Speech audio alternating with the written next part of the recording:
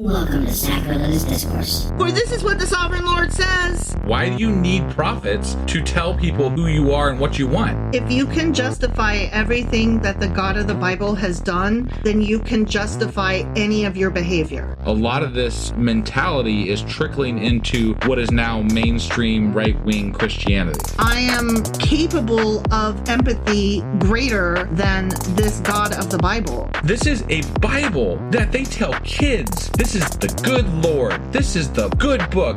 He is fantasizing about murder, mass murder. Head over to sacrilegiousdiscourse.com right now to find out how to leave us a review or support us on Patreon.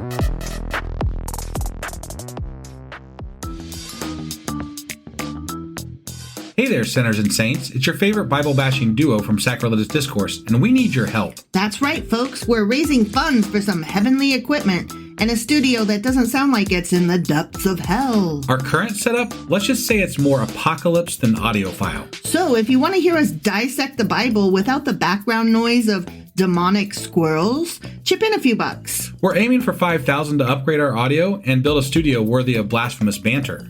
Donate today and help us spread the good word of atheism. You can find a link right on our homepage, sacrilegiousdiscourse.com. Every dollar counts. Even if it's from your collection plate.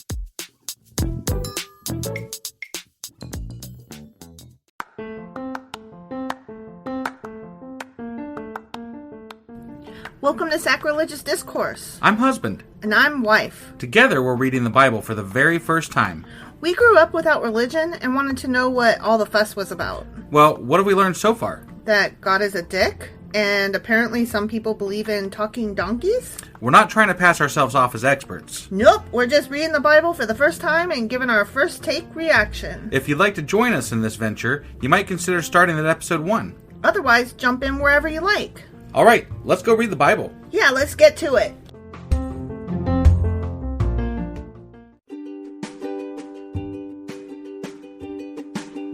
Hey wife, did you know that Anchor is sponsoring our show? Really? Don't we use Anchor to distribute our podcast on Spotify and Apple Podcasts? Yeah, and we are on just about every other platform available as well, thanks to them.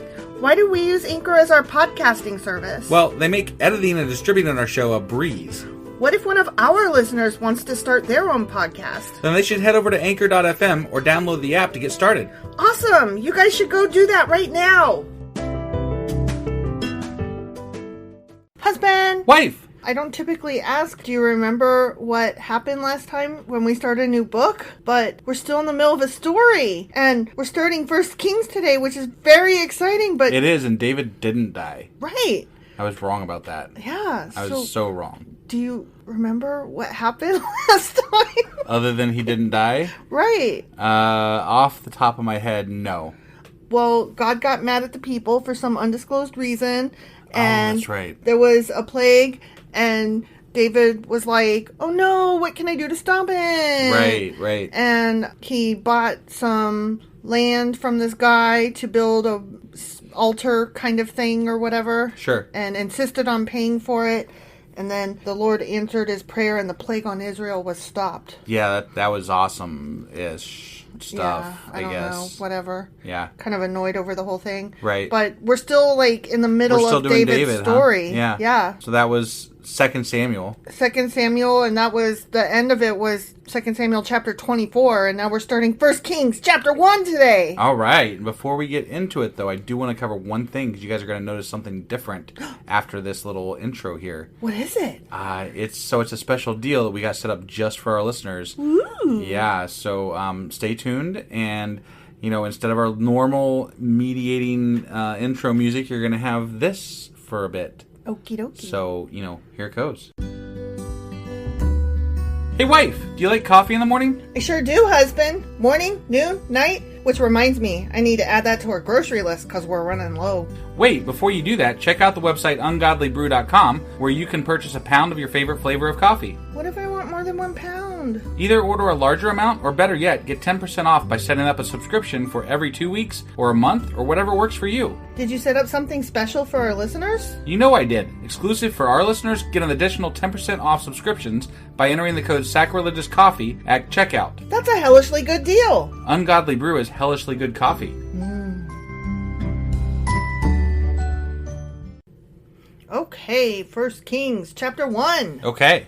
This is so exciting, starting a new book. Yeah. And also, we're starting it in August, which is really cool because it's our 2-year anniversary. Is it really? Yeah. Wow. This month. And our 300th episode this month. Holy shit, that's amazing. Right? Yeah. Yeah.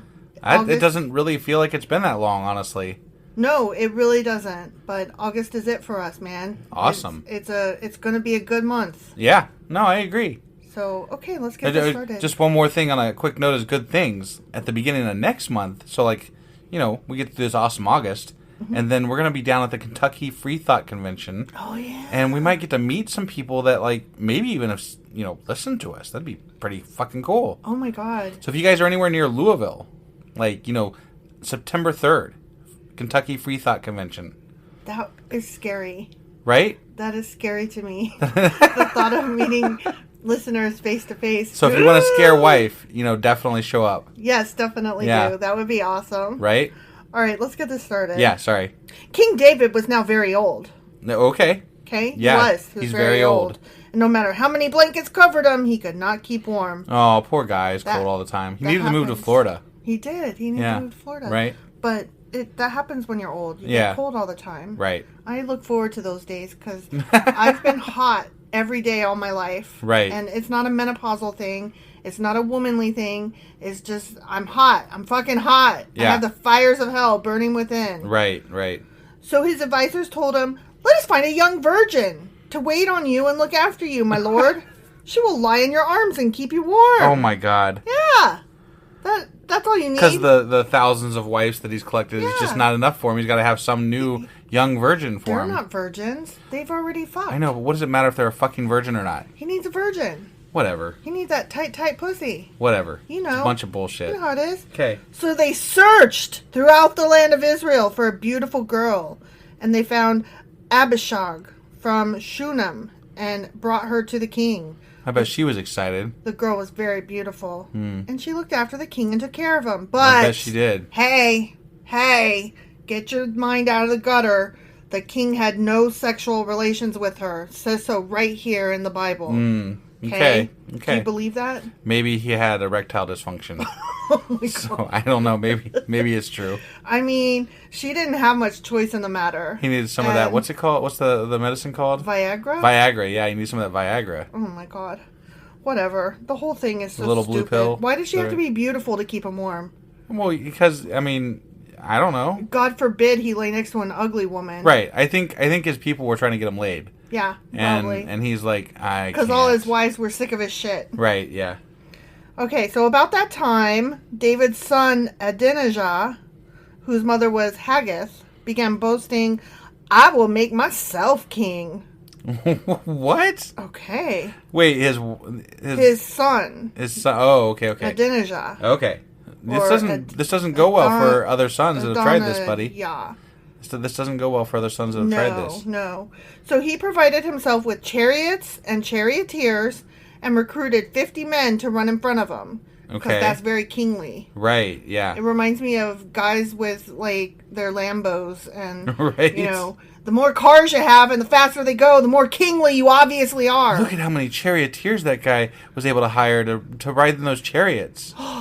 That is amazing, hot. I'm going right? to vote for him. Yeah. I love a Definitely fast gonna car. blow the horn for that guy. Like, that's so funny because every time we see a car, like, zoom past our house and they, like, go, vroom, I'm always like, oh my God, he's so hot. Ugh. I need him. Like, that's literally, because honestly, when somebody does that, like, what else are you thinking except for, I'm awesome, I'm hot, I have cargo fast equal big dick. Right. Come on. That's exactly what that means. So all I'm doing is just calling him on it. Right, yeah. Now his father, King David, had never disciplined him at any time, even by asking, why are you doing that? That sounds like a bad way to raise a kid. It really does. Yeah. So no wonder your son is a dipshit. Right, yeah. Spoiled piece of, crap. Yeah. Adonijah I keep saying his name wrong because the J is a Y. Adoniah. That's probably what it is. Okay. Sorry, guys. Okay, I'm getting my shit together. Adoniah had been born next after Absalom, and he was very handsome. Because all David's sons were I thought gorgeous. Solomon was born after Absalom. I thought so too, but he has a different mom, so... So maybe it was... Okay. Yeah, they might have been born at the same time. Right. Who fucking knows? Got it. Adoniah took Joab, son of Zeruiah and Abiathar the priest, into his confidence, and they agreed to help him become king. Joab. Joab, what you the doing? Fuck, man? But I wonder if this is less an indictment of Joab being a dick so much as that, but he has always put the kingdom first. Well, he's always put King David first. Like, he killed good men in order to kill a guy for King David. But he might have done that less to keep King David happy and more to keep King David on the throne because he was the rightful king. Like, it might have been a roundabout way of making sure that there was stability in the kingdom. But technically, because he's, anointed by God, David is the correct and right king for Israel until his death. Right, but Joab might have been trying to make sure that that stays true. Okay. Because just because he's anointed by God doesn't mean that people are going to go along with it. Right, no, I agree. Look, I'm just trying to think of a reason why Joab might switch teams. I think that he's just... An opportunist? Yeah. Could be. But Zadok, the priest, Benaiah, son of Jehoiada, Nathan the prophet, Shammai, Ray, and David's personal bodyguard refused to support Adoniah. Well, I like how Nathan made a comeback. Gad, I didn't hear anything about Gad. No, I don't know where Gad is, but Nathan's is here. Still around, apparently. Yeah. Adoniah went to the stone of Zoheleth near the spring of Enrogel, where he sacrificed sheep, cattle, and fattened calves. Okay. He invited all his brothers, the other sons of King David, and all except for, the dead ones. Right. Well, yeah, that's kind of hard to invite them. And all the royal officials of Judah. But he did not invite Nathan the prophet, or Benaiah, or the king's bodyguard, or his brother Solomon. Oh, okay. Yeah, right. So Solomon is trying to be... Well, he's on David's side, apparently. Well, he's supposed to replace David. That was my understanding. That's why I was like, is he the second born or is this guy the second born? Like, what's going on here? I don't know, but it's not good. Because I know that at some point they said he was second born. Solomon was. Yeah. So, I don't know what that's in reference to or why this guy's all of a sudden the second born, but it's not good. I am curious about that a little bit. Well, and I wonder,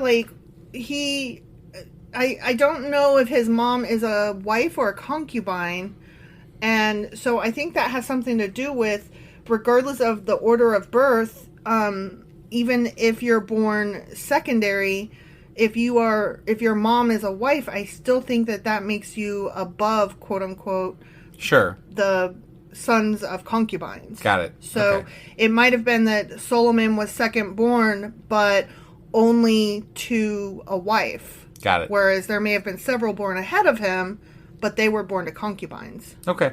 All right? I mean, does that make sense? I mean, as much sense as the Bible can make. No, I guess. yeah, definitely. Sure. Within Bible canon, does that make sense? Yeah, okay. So, I don't know that is true. I'm just putting it out there that that's a possibility. Right. So then Nathan went to Bathsheba, Solomon's mother. Yeah. So we got Nathan, the prophet guy, goes to Bathsheba. Okay. And asked her, haven't you heard that Haggith's son Adoniah has made himself king?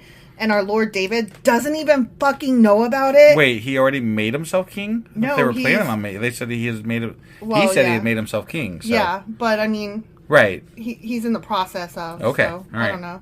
If you want to save your own life and the life of your son Solomon, follow my advice, and I hope Bathsheba does this. Right. Because she and her son about to be in trouble. Probably. Maybe. Go at once to King David and say to him, my lord the king, didn't you make a vow and say to me, your son Solomon will surely be the next king and will sit on my throne? Right. Why then has Adoniah become king? And while you are still talking with him, I will come and confirm everything you have said. Got it. So he's making her go in ahead of him so that, I don't know. They're setting the stage. They're trying to like convince him. If he just goes there and says, I want to be king, he's going to be like, I'm king. But what the fuck, man?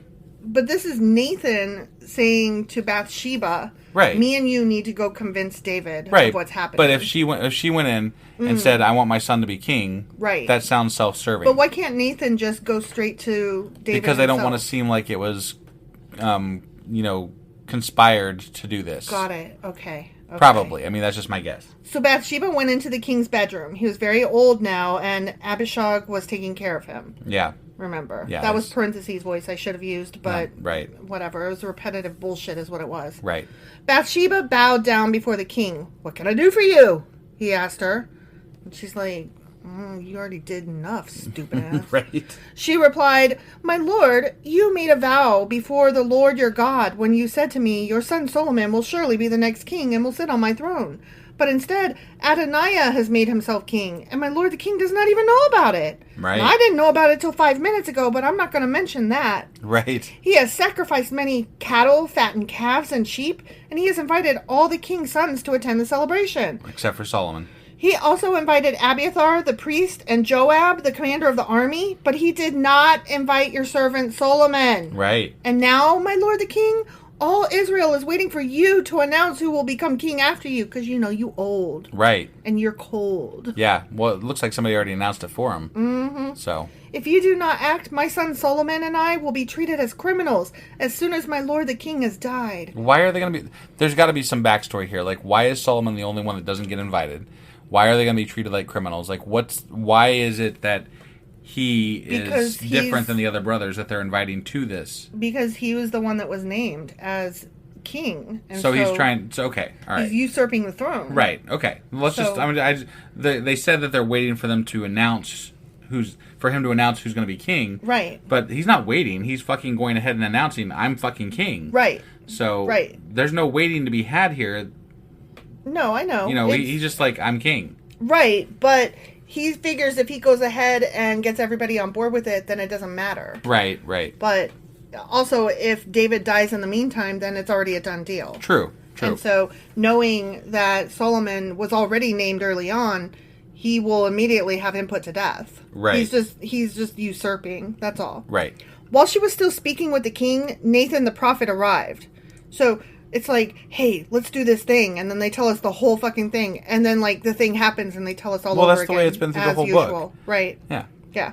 The king's officials told him, Nathan the prophet is here to see you. Nathan went in and bowed before the king with his face to the ground. Nathan asked, My lord the king, have you decided that Adoniah will be the next king and that he will sit on your throne? Today he has sacrificed many cattle, fattened calves, and sheep, and he has invited all the king's sons to attend the celebration. He also invited the commanders of the army and Abiathar the priest. They are feasting and drinking with him and shouting, Long live King Adoniah! Wow. But he did not invite me or Zadok the priest or Benaiah or your servant Solomon. Right. We're kind of fucked if you don't do something. Yeah, dude. you want to get up off your fucking bed and drop your virgin and, you know, be a king? Yeah. Fuckface?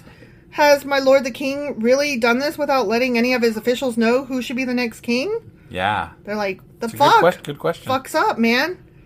So King David responded, Call Bathsheba! What? Wait, isn't she already there? I guess she left when Nathan came in. Oh, they skipped that part. Right? Yeah.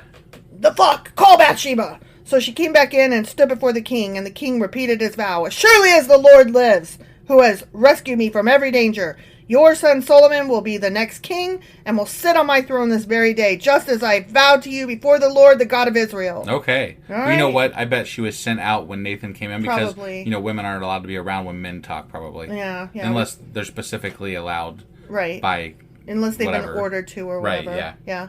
Then Bathsheba bowed down with her face to the ground before the king and exclaimed, May my lord King David live forever. But he's not. He's old. He's dying. Right, yeah. That's why we're putting the new king up, because he's going to be dead soon. Then King David ordered, Call Zadok the priest, Nathan the prophet, who's actually standing right here. Right. And Benaiah, son of Jehoiada. When they came into the king's presence, the king said to them, Take Solomon and my officials down to Gihon Spring. Solomon is to ride on my own mule. There Zadok the priest and Nathan the prophet are to anoint him king over Israel. Blow the ram's horn and shout, Long live King Solomon! I feel like maybe King David is a little, maybe got the dementia type thing going on here. Because, like, he's calling for people that are, like, right there. So maybe he doesn't quite know what's going on. Or maybe this story is, like, leaving out they left the room, they came back in, left the room, they came back in. That could be. It just seems like they always include the repetitive stuff, but suddenly they decided to delete some of it. So I'm like, what's happening? Then escort him back here and he will sit on my throne. I gotta be honest, okay? I gotta cut myself off here just for a minute and interrupt the story. Every time it says sit on my throne, I keep thinking that it says sit on my face. I don't know why. Yeah, that would definitely be a mistranslation. That would definitely, but it's what like keeps flashing through my mind momentarily. Yeah. Sorry. I'm a child. What can I say? Okay, moving on. He will succeed me as king, for I have appointed him to be ruler over Israel and Judah. So both, right? Instead of just appointing them to one. Yeah. And let us never forget, though, that Judah used to be part of Israel, but no longer is. Right. Well, when they split up, they stayed split. Yeah, but like they've now united under one king, so it feels like when that happened, they should have reunited as one Israel. But they didn't. I know, but it's really dumb that they didn't. But they're not. Because they're not really together. They're kind of still separate. Well, it's kind of like the United States. We're all different states and we're all united under one. But are we, though? Texas. Yeah. Are we? Are we all one? I don't think we are. Some states keep trying to secede from the nation, and, others are like, you got no rules over me. You have no power over me. Yeah. So, I mean, I get it. Right. People gonna people. Mm-hmm. Amen! Benaiah, son of Jehoiada, replied, May the Lord, the God of my lord the king, decree that it happen, and may the Lord be with Solomon as he has been with you, my lord the king, and may he make Solomon's reign even greater than yours. Yeah. Woo. Yay. Maybe you can take down 2 giants with a slingshot. Wouldn't that be fun? Double shot. Double headshot. Double barrel buckshot. So Zadok the priest, Nathan the prophet, Benaiah son of Jehoiada, and the king's bodyguard took Solomon down to Gihon Spring with Solomon riding on King David's own mule. There, Zadok the priest took the flask of olive oil from the sacred tent and anointed Solomon with the oil. Then they surrounded the ram's horn. Oh, not surrounded. They sounded it.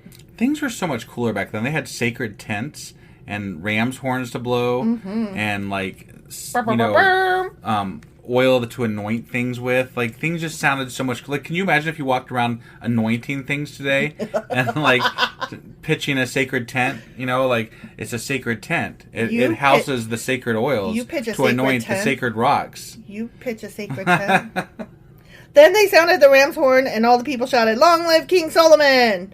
I mean, do you want to see the President of the United States get anointed, and do you want ram's horns to blow? No, but I think it would, I think it would be really funny to just, like, for, like, a week, just walk around and pretend like you're some big shit in the fucking Bible and anoint things and build altars and, just do all these things that they do in the fucking Bible, because it would be funny. I'm building a rock altar to me. When we go to the convention, we could bring some rocks with us, and we could anoint them throughout the day. Rock stacking's a thing, I know. Like, we should just bring, like, a big pile of, like, gravel rocks and just, like, we're just doing rock altars to nothing. Yeah, we're anointing them. Mostly we're just bored, but, We're anointing them. And we should bring a ram's horn and just, like, blow it every hour. There you go. Time to anoint a rock! If we could get our hands on a ram's horn, we would do that. But I don't know where the fuck to find a ram's horn at. I mean, we could always get one of those, what are they called? The megaphone. We could get just a megaphone. Well, yeah. And we could just, like... we just play the sound on our fucking phones. Okay, that's fair. That's fair. Just saying. Okay, yeah, we could do that. Yeah. Let's do that. All right. I'm going to build altars. They might get annoyed with us. They'll be like, you guys are never coming back. Y'all got to go. And all the people follow Solomon into Jerusalem, playing flutes and shouting for joy. Oh, I need me a flute. Yeah. I got to play a flute. Right. The celebration was so joyous and noisy that the earth shook. Holy shit, with from the sound. flutes and joy. Flutes and joy shook the motherfucking planet. That's some fluting and joying to, like, the I have max. never experienced such joy. A lot joy. of flutes and joy. I would love to experience so much joy. It's a fuck ton of joy. I'm just trying to think, like, of the best orgasm I ever had. And that is joy, but it never shook the earth. It shook, but it didn't shake the earth. Right, yeah. Adoniah and his guests heard the celebrating and shouting just as they were finishing their banquet. Oh. When Joab heard the sound of the ram's horn, he asked, "What's going on? Yeah. Why is the city in such an uproar?" Ooh, Right. they were not invited. No, they weren't. And while he was still speaking, Jonathan, son of Abiathar the priest, arrived. "Come in," Adoniah said to him, "for you are a good man. You must have good news." "Not at all," Jonathan replied. "Our lord, the King David, has just declared Solomon king. The king sent him down to Gihon Spring with Zadok the priest, Nathan the prophet, and Benaiah son of Jehoiada, protected by the king's bodyguard. Yeah. They had him ride on the king's own mule. Wow. And Zadok and Nathan have anointed him at Gihon Spring as the new king. They have just returned, and the whole city is celebrating and rejoicing. What's more, that's what all the noise is about." Yeah. Oh, wait, that's what all the noise is about. What's more, Solomon is now sitting on the royal throne as king. Yeah, you guys fucked up. Yeah. Shouldn't have done this, like, backstabby anointing the king thing. Y'all in trouble. And all the royal officials have gone to King David and congratulated him, saying, "May your God make Solomon's fame even greater than your own. Right. And may Solomon's reign be even greater than yours." Then the king bowed his head in worship as he lay in his bed. And he said, "Praise the Lord, the God of Israel, who today has chosen a successor to sit on my throne while I'm still alive to see it." How do you bow your head while you're laying in bed? I don't know. Then all of Adoniah's guests jumped up in panic from the banquet table Yeah, and quickly scattered. Yeah, they did. They were like, "Oh, fuck me, we are in so much trouble." Right? Adoniah was afraid of Solomon, so he rushed to the sacred tent and grabbed onto the horns of the altar. Word soon reached Solomon that Adoniah had seized the horns of the altar in fear. Oh, shit. And that he was pleading, "Let King Solomon swear today that he will not kill me." Solomon replied, Maybe you shouldn't have just gone behind your dad's back and, like, Right? announced yourself king, idiot. "Sucks to suck, doesn't it? You get caught, you gotta pay your crime, right?" That was really dumb. Stupid. Solomon replied, "Psst, if he proves himself to be loyal, not a hair on his head will be touched. But if he makes trouble, he gonna die." Yeah. So Fair enough. Yeah, I mean, that's you fair. know. I'm giving you a chance. Repent, Right. bitch. Right. So, I lost my place. Sorry. So King Solomon summoned Adoniah, and they brought him down from the altar. He came and bowed respectfully before King Solomon, who dismissed him, saying, "Go on home." The end. That was an was- easy reconciliation. Yeah. I expected there to be a war again. I got my eye on you, asshole. Right? Yeah. I bet there's a war later, probably. Oh, I'm sure. Like, they're I'm probably sure. going to be like, we were just kidding. We're still going to try to be king. So, like, we'll see you on the battlefield. Right. But I got to get some more people first and, like, Right. move out of town before I build this army. So, Right. But I mean, Solomon's doing it the right way, though. He's like, "I'm showing everybody that I'm just as nice Right. and good as David. I'm not going to kill my brother. I'm not going to be the one that caused problems. Right. I'm just going to let it ride." Joab would be in some deep shit, if you ask me. yeah. I'd be like, what the fuck, man? I'd be like, "You need to move out Right? of the castle." Yeah. Bye. You're also demoted. Right? If you're even still working for us, you're demoted. Right? Yeah, that's worrisome. But that's it for 1 Kings chapter 1. Okay. Well, they're starting a new book. This is our 11th book of the Bible, I believe. Is it? Yeah. I'll have to count and get back to you. That sounds about right, though. I'm always amazed. We're just moving right along. I mean, 2 years, so. But we're But reading the Bible. We're reading the Bible, man. I've never read any of the Bible at all, and now I can literally say that I have read a good portion of it. Yeah, and I actually know quite a bit about it at this point. So, Yeah. that part is amazing to me. Amazing. And not like in a religious way, just in No. a... I never had any interest in learning. Like, okay, I take that back. There has been points in my life where I was like, what's this shit? And was curious about it. So, like, and I had friends that were religious, so I was like, why aren't I in this club, Right. But the truth is, for the most part, I didn't ever have much interest. And other than, why is it fucking up society? Right. And so that's the biggest reason we're doing this, especially with all the fucking that's going on right now of society. The fuckery. Yeah. So this is the only way I could ever read the Bible, and I'm enjoying the fuck out of it. So. yeah, no, it's good. I'm having fun. Yeah. All right. Well, that's it for today. So we will see you guys tomorrow for I'm sorry, I did it wrong. You did it wrong. That was 1 Kings. chapter 1. And tomorrow we'll see you guys for 1 Kings chapter 2. See you guys. Bye.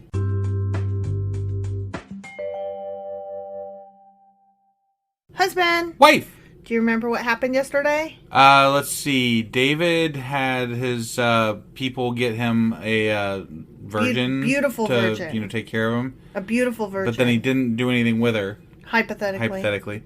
And then one of his sons decided he wanted to be king, so he just named himself king. Adoniah. Yeah, that guy. Mm-hmm.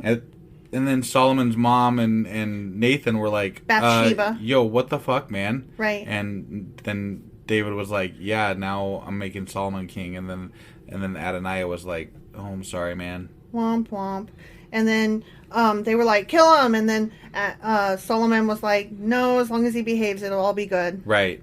So yeah, Solomon's king. Right. Solomon's king. That's where we're at. Okay, so that was 1 Kings chapter 1. It was. And today we are getting into 1 Kings chapter 2. All right, let's go do this. Okie dokie.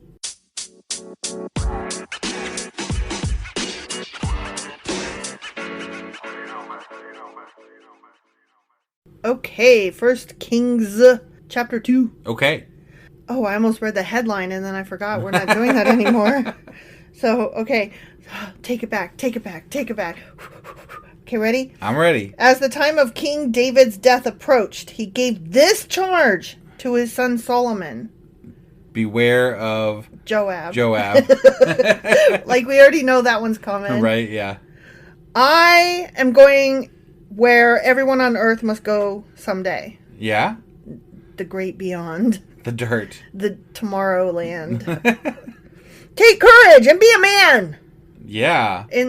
Unless you want to be a woman, right, which is then fine do whatever. too. You be you, man. Yeah, I'm not trying to assume your gender. Right? Seriously. Yeah. Be a man. No, be whatever makes you feel like you are your truest self. You can be a solid woman if you want. Just be your truest self is what I would say. Whatever you are comfortable being. Be that.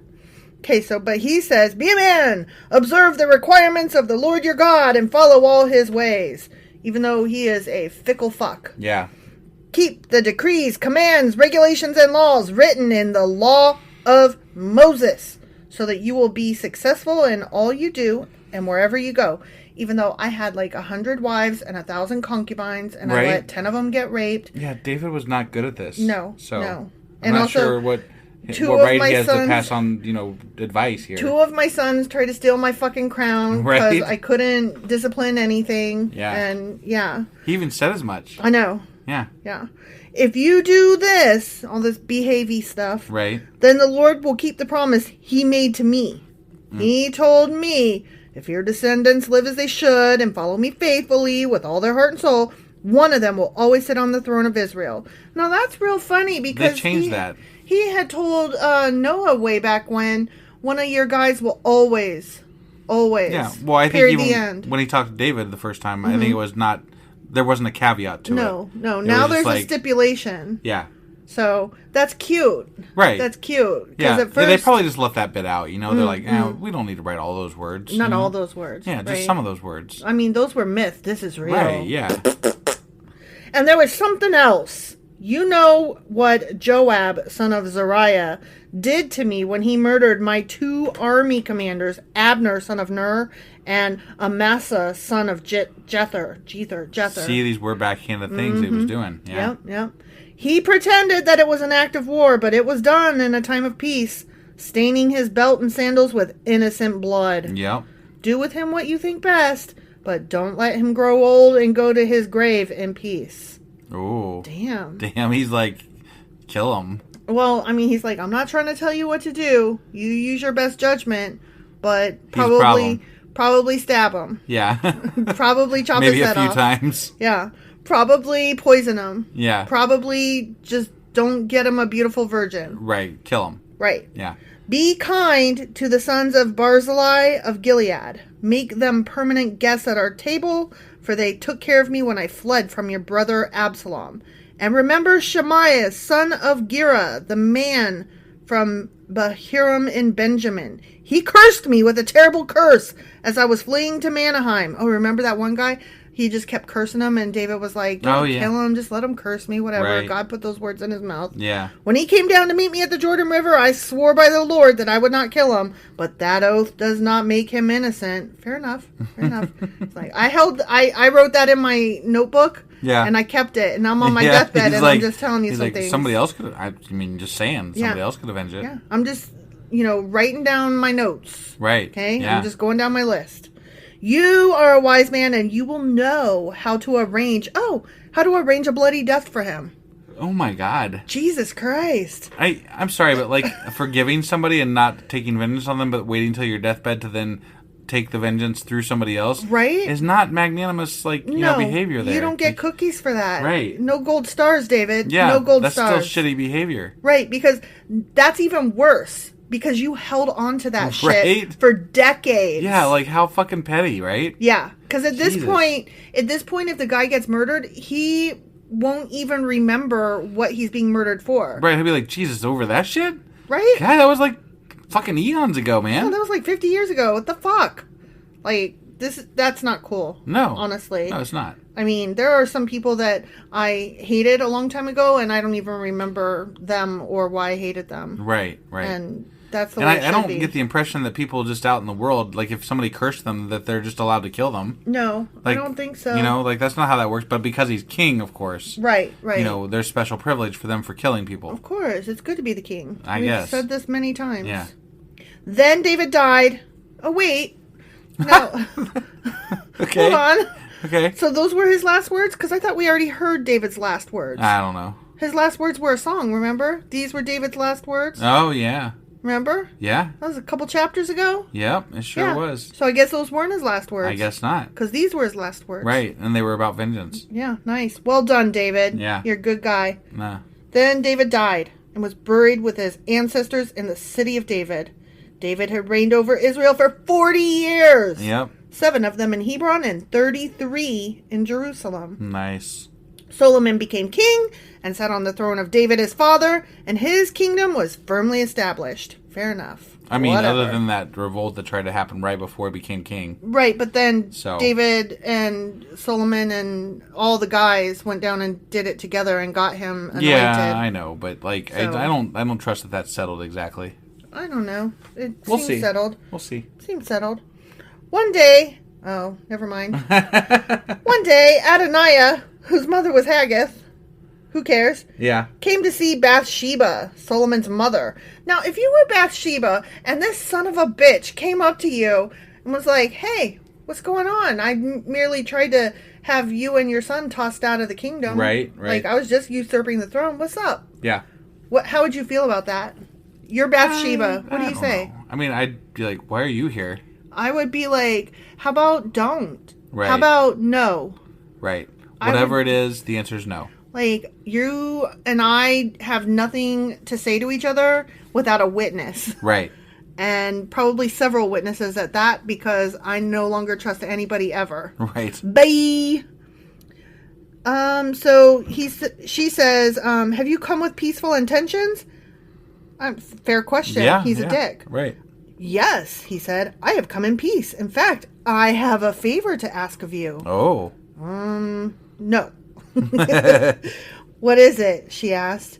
He replied, as you know, the kingdom was rightfully mine. What? All Israel wanted me to be the next king. Oh my God. But the tables were turned and the kingdom went to my brother instead, for that is the way the Lord wanted it. So now I just have one favor to ask of you. Please don't turn me down. What is it? She asked. I added the sigh, but I can just imagine that. Right. I mean, I don't even understand why she's like asking, what is it? Right. Like, run away. Get away from him. So what is it? She asked. He replied, speak to King Solomon on my behalf, for I know he will do anything you request. Ask him to let me marry Abishag, the girl from Shunem. Oh, that was the girl that was taking care of David. Oh, it was. Yeah. Damn. These boys be nasty. They always fucking their dad's concubines and whatnot. I mean, that's why they said that she didn't do anything. Yeah. Because it's apparently important. Right? We wondered at the time why they bothered to mention that. Right. And we didn't believe it anyways. Yeah. Aye, Bathsheba replied. I will speak to the king for you. So Bathsheba went to King Solomon, her son, to speak on Adonaiah's behalf. The king rose from his throne to meet her, and he bowed down before her. When he sat down on his throne again, the king ordered that a throne be brought for his mother, and she sat at his right hand. I have one small request to make of you. Oh, she said, I hope you won't turn me down. What is it, my mother? He asked. You know I won't refuse you. Then let your brother Adoniah marry Abishag, the girl from Shunem, she replied. How can you possibly ask me to give Abishag to Adonai? What does it matter?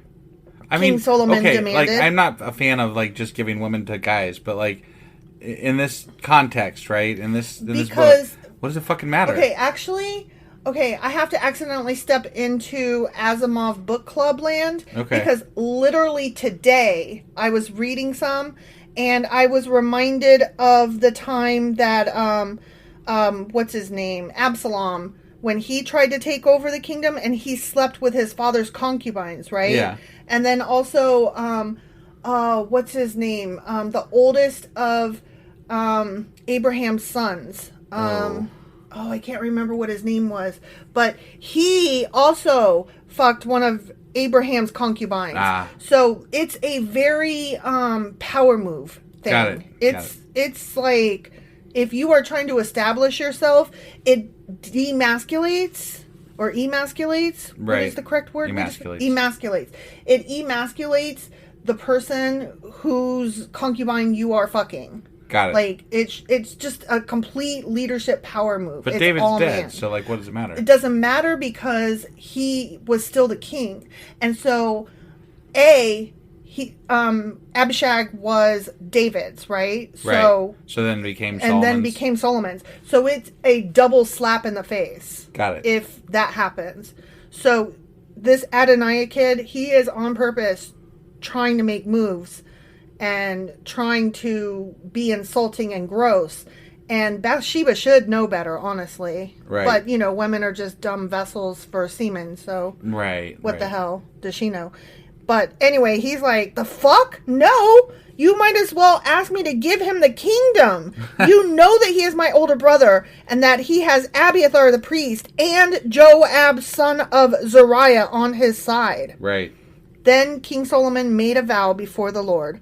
May God strike me and even kill me if Adoniah has not sealed his fate with this request. Yeah, fair enough. Right. I mean, honestly, knowing what I know now about what it means to sleep with your father's concubines or any man's concubines, that's not cool. Right. He continued, the Lord has confirmed me and placed me on the throne of my father David. He has established my dynasty as he promised. So as surely as the Lord lives, Adoniah will die this very day. Well, that'll solve that problem. I think that Adoniah must have on purpose asked. Why didn't Solomon's mom know this though? Why didn't Bathsheba know? That's what I don't understand. It almost seems like, did she on purpose deliver the message I'm gonna deliver this message, all right? Right, that could be. You are about to lose your head, stupid. Right. But I think that Adoniah is come at me. You know what I mean? Right. This was a challenge. This was a backhanded challenge. Maybe as a woman she was just merely relaying a message that another man gave her. Right. But I can't help but think that she's not stupid. She was married to the fucking king. Right. She's gotta know. Sure. That when some man sleeps with the king's concubine, it's not okay. Right. So, I think she gleefully was like, on your head be it. Whatevs. Right. I didn't like you anyway. I mean, this is the second time now that you've challenged my son and me, by extension. So, fuck yeah, I'll pass on this message. Right. Dummy. So King Solomon ordered Benaiah, son of Jehoiada, to execute him, and Adoniah was put to death. Fair enough. That was. You know what? Done deal. In Bible canon, I have zero problem with that. Honestly. Right. Do you? Am I the asshole? I mean, in personal feeling about killing people and capital punishment, then I'm against it. But obviously, but that's why I made sure to qualify that statement within Bible canon. No, I got you. Within Bible canon, sure. I guess that makes sense. Perfect sense. He's tried to usurp, and then he challenged. Right. He gets what he gets. Yeah, I got it. And he don't get upsets. Right.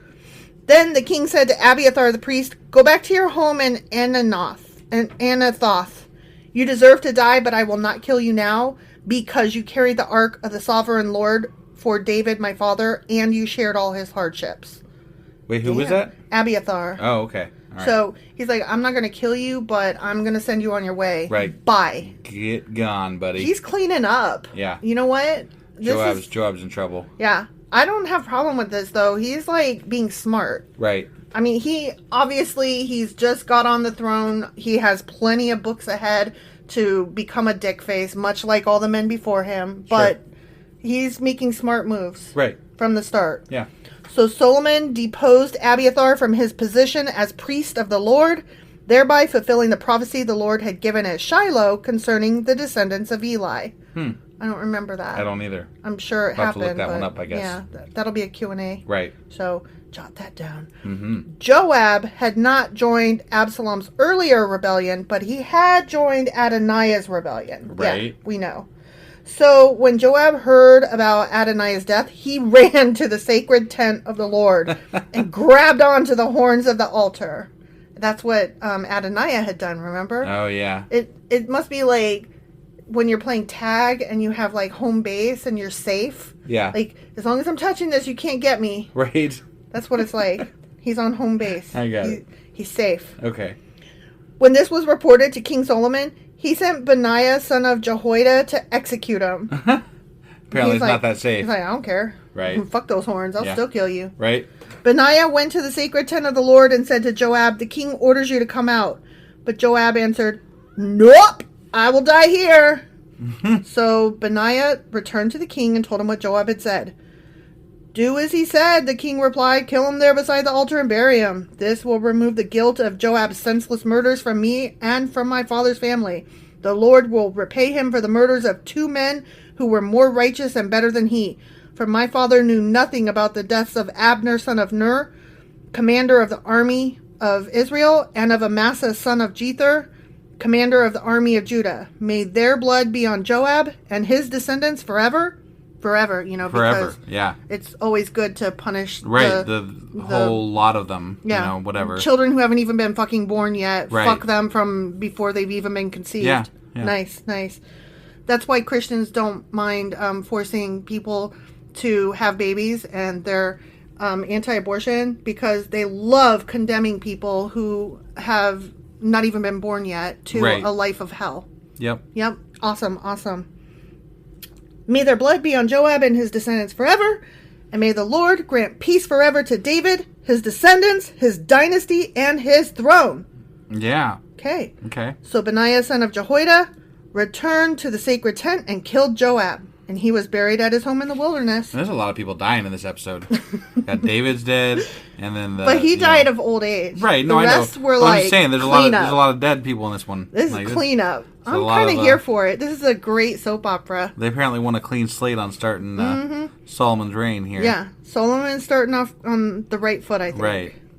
Then the king appointed Benaiah to command the army in place of Joab, and he installed Zadok the priest to take the place of Abiathar. The king then sent for Shimei and told him, "Build a house here in Jerusalem and live there, but don't step outside the city to go anywhere else. On the day you so much as cross the Kidron Valley, you will surely die, and your blood will be on your own head." Wow. Damn. He's like, "I best you know where you are at all times. You are on house arrest, motherfucker, right. And you better order in. Yeah. Don't go out. Get Instacart. Yeah. You got to get your Bible Dash. Shammai replied, "Your sentence is fair. I will do whatever my lord the king commands." He's like, "Oh, thank God I didn't die." He's like, I'm good with this. This is great. This is awesome. I'm fine. I get to live. Yay. Yeah. So Shammai lived in Jerusalem for a long time. But 3 years later, 2 of Shammai's slaves ran away to King Ashish, son of Maacah of Gath. When Shammai learned where they were, he saddled his donkey. Oh, what an idiot. And went to Gath to search for them. When he found them, he brought them back to Jerusalem. Solomon heard that Shammai had left Jerusalem and had gone to Gath and returned. So the king sent for Shammai and demanded, "Didn't I make you swear by the Lord and warn you not to go anywhere else or you would surely die? And you replied, 'The sentence is fair, I will do as you say.' Then why haven't you kept your oath to the Lord and obeyed my command?" Uh-oh. Hello? I think he's going to kill him.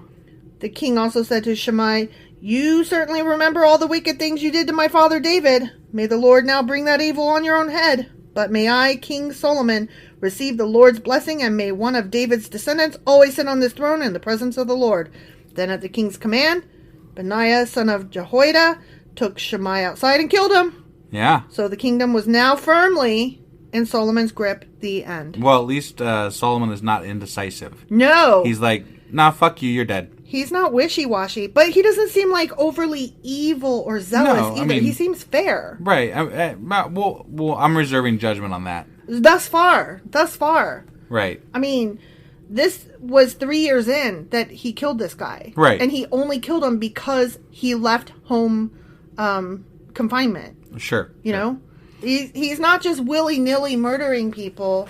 No, but I've been duped before. Like, I thought David was kind of fair at first, and Sure. I thought Saul was kind of fair at first. So. I'm sure that Solomon will fuck us over. Right. That's all I'm saying. Yeah, I'm prepared for that. Yeah. I have zero problem knowing that that's going to happen, and at this moment in time, still being like, "Good, you're doing good. Sure, you're being fair for the and Bible. hard For the Bible, in Bible canon. Yeah, in Bible you go storyline. Bible, but you go Bible Solomon. Yeah, Bible Solomon is good on page 1. Yeah, we'll see how it goes though. All right.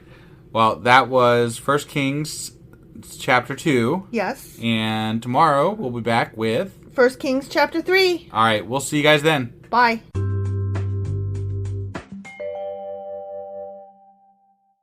Husband! Wife! Do you remember what happened yesterday? King Solomon was clearing house. He sure as fuck was. He got his brother Adoniah killed for wanting to sleep with Daddy David's concubine, Ahihag, or whatever her name was. Right, or something like that. And he got that one guy that was cursing David. He got him killed. Yeah, that was some bullshit. Yeah, that was after years and years and years. That's holding on to a grudge way too long. But the worst one, which was the best one, he got Joab killed. Yeah. Which I was like, but Joab kind of, kind of had it coming. He kind of had it coming, but I appreciated him nonetheless. Right. In a Game of Thrones kind of way. Right. I really appreciated his character in this unfolding drama. Right. All right, so that was 1 Kings chapter 2. Yes. Jeez, had trouble with that. I know. I keep wanting to say Samuel. I know, right? Because we were in that forever. And now we are going into 1 Kings chapter 3. All right.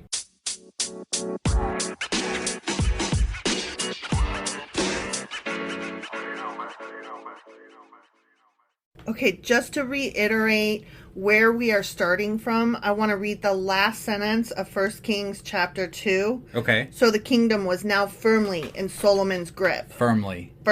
In his grip. Because he took charge and did not dilly-dally, and he did the things. Right. Okay? Yeah, so doing the things is very important. I mean, he didn't waver, he didn't ho-hum, he was not waffling. He just made those decisions and that's that. Yeah, he went forth and did things. Yeah, no. And so I'm like, damn. He's doing the things. Yeah. Okay. So I want to start 1 Kings chapter 3 with that's where we're at. Firmly in his grasp. Got it. Graph paper. I went school supply shopping last night. God. Graph paper. Okay, sorry. Here we go. Ready? I'm ready. Solomon made an alliance with Pharaoh, the king of Egypt, and married one of his daughters. And remember, we don't know Pharaoh. Yeah. It just means prince of a house. But also, Pharaoh, that's the first time I've heard that in a while. Yeah, that's a big deal. So the last time we really heard about a Pharaoh of Egypt was when Abraham's son Joseph was sold into slavery in Egypt and helped them out of a drought. Yeah, no, or it's famine. been a long time. Yeah. Okay. Yeah. All right. He brought her to live in the city of David until he could finish building his palace and the temple of the Lord and the wall around the city. Got it. Why did he have to build all that? Why wasn't it already built because David built the city of David and... Well, no, they said where David was buried became the city of David, I thought. No, he built the city and named it after himself. Oh, okay. That was my understanding. All right. Yeah, so the city already Well, maybe he exists. hadn't. He was dying, so maybe he didn't have time to get it all built up. So Solomon's upgrading. Plus, he had to deal with Joab and stuff. That is true. He had a lot of war going on. Right. Yeah. At that time, the people of Israel sacrificed their offerings at local places of worship, for a temple honoring the name of the Lord had not yet been built. So the tabernacle is just not a thing anymore, huh? Just not a thing anymore. Okay. And I wonder how the Levites are faring in all of this. Right, they don't really mention them a lot. I mean, I guess the Levites were the priest class, so like when they say priests, those are gonna be the Levites, I guess. But are they still? But they don't really say that anymore. Right. So I wonder where they're at, because they're supposed to be leading all of this religion stuff. Well, it's, like as we've gone along, certain things that were important in certain sections of the Bible become less important. Right. Or other things become more important. Like it's whatever they wanted to talk about at that period of time. Right. Versus, whatever was actually the case back then. Mm-hmm. And whatever. It is what it is. Solomon loved the Lord and followed all the decrees of his father David, except that Solomon too offered sacrifices and burned incense at the local places of worship. And he used the right kind of fire. Yeah, I bet he did. And he picked up the right sticks on the right day. Yeah. But I don't really have a problem with this, because the fact that he's still even doing religion, like he's doing what he thinks is best. Sure. He's trying. Yeah. The most important of these places of worship was at Gibeon. So the king went there and sacrificed 1,000 burnt offerings. Holy fuck. That's a lot of bread. That's a lot of dead animals. That's a lot of bread and oil and dead animals and pee and blood and whatever else. I forgot. That's like what burnt offerings, what all they entail. That's like a slaughterhouse. Yeah. I bet that did not smell good that day. Right. That night the Lord appeared to Solomon in a dream, and God said, "What do you want?" Hold on. That night, they slaughtered 1,000 things. Yeah. Like, they did 1,000 burnt offerings in one day. Yeah. Fuck. Yeah, that's grody. That's crazy. Yep. What do you want? This is God. Yeah, okay. The fuck do you want? Ask and I'll give it to you. He's talking directly to him, or this is a dream? This is a dream. He appeared to Solomon in a dream. All right. But, God never appeared to David in a dream, really. It was always, like, secondhand. It was always through Nathan or Gad. Right, at least as far as I can recall. There might have been one time where it was, like, sort of maybe kind of a dream, but I don't recall I don't think so. I don't really recall that at all, actually. Right. It was always secondhand, right? Yeah, he was always trying to do God's bidding and God's will and, like, not take over the throne the wrong way, but I don't believe that God ever spoke to him. It's just interesting to me because he was such a, God boy. Like, he was supposed to be God's boy. And God fucking loved him. Right, apparently. I mean, according to the Bible, God adored this kid with the long hair and the dancy ding-dong. But they also made stories up about him killing, Goliath, which is now, like, one of the most fucking famous... Like, if you know David, you know him from David and Goliath, which isn't even a fucking true story. I know. I mean, giants aside. Right? Yeah. No, I mean, like, just the story itself, like, if anything remotely happened, like, the original story was not even that original story. Right. That's all. Yeah, I hear you. Solomon replied, "You showed great and faithful love to your servant, my father David, because he was honest and true and faithful to you. And you have continued to show this great and faithful love to him today by giving him a son to sit on his throne. Now, O Lord my God, you have made me king instead of my father David, but I am like a little child who doesn't know his way around. Mm-hmm. And here I am in the midst of your own chosen people, a nation so great and numerous they cannot be counted, like the sand and the stars in the sky." Right. Yeah. It came true, right? No, See? It did. See, it's perfect, yeah. It is. "Give me an understanding heart." This is actually a really decent prayer. Like, he's like, "God, you're so awesome. You've done all these great things. Thank you. I'm humbled by it." Right. And then he says all the humbly things. Yeah. This is like standard prayer. He's doing it the right way. Sure. "Give me an understanding heart so that I can govern your people well and know the difference between right and wrong. For who by himself is able to govern this great people of yours?" That's a really great prayer. Yeah. I would like to be so, what is the word? Upstanding and righteous in my sleep. Because in my sleep, I just dream that zombies are coming after me or that I can't find the right book for class. Yeah. And a locker whose combination I can't quite remember. Yeah, I've never talked to God in my dreams ever. No. So No, mostly zombies for me. And honestly, if somebody told me that they were talking to God in their dreams, I might be a little bit worried about them. I wouldn't be worried about them. I would just be like, yeah, dreams can feel real sometimes. I get that because sometimes I will dream a situation that is very normal, and then a few days later, I will confuse that dream with a memory, and so when I like pull it up out of my card file in my brain, I'm like, wait, was this a thing? Because I can see it. Can you imagine? I get you, but can you imagine being so inundated in religion and then having a dream that seems real about God? Right. And then, like, it's no wonder people act out crazy shit in the name of God. Yeah. Like, because it's specifically in the Bible, like, God talks to you in your dreams, right? Of course. If you believe the Bible, then, well, God's talking to me. And if you have a vivid imagination where you're able to visualize these things, then, yeah, your dream is going to be confused as a real thing happening. Right. So I have sympathy for this. I really do. It's like the indoctrination causes the realness that people will actually then experience. Exactly. It's crazy. Exactly. Yep. The Lord was pleased that Solomon had asked for wisdom. Wisdom. We already have windows. He needs I doubt they had windows, though. You and I have windows. We have windows, yeah. Yeah. I don't think windows were a thing back then, though. Probably not. I don't know. I don't know if glass was around back then. Glass technology. Was that a thing? I doubt it. When was glass invented? When did lightning first strike the sand? So God replied, because you have asked for wisdom in governing my people with justice and have not asked for a long life or wealth or the death of your enemies, I will give you what you asked for. He doesn't need to ask for the death of his enemies. He just does it. Yeah, he already took care of that shit. Right? He's like, I don't need long life. I'm I healthy. don't I'm need of God good for that. stock. I'm just going to kill him. Yeah. Right? I don't need good health. I don't need long life. Right. I'm from good stock. I'm good to go. I don't need death of my enemies. I will take care of that shit myself. Right, yeah. So, only thing I need is wisdom. That was a good request. He's starting off right. Yep. And God is happy with him. Right. I will give you a wise and understanding heart such as no one else has had or ever will have. Wow. He's going to be the most understanding and wise heart ever. Ever. Always, forever. More than Jesus even? I guess. Yeah, apparently That's he says crazy. ever, so he's going to be the most. The most. Could you imagine having the most empathy of anybody? That would hurt. Yeah. I have a lot of empathy, and it hurts. It's I don't painful. feel like he had empathy, though, when he killed people like that. Well, that was before he prayed to God and asked for it. So he hadn't had the empathy yet. Yeah. Okay, all right. Yeah, he doesn't have understanding. Now he does. Got it. He's about to. He's about to zip zap, have that empath stuff going on. Yeah, okay. And I will also give you what you did not ask for. Riches and fame.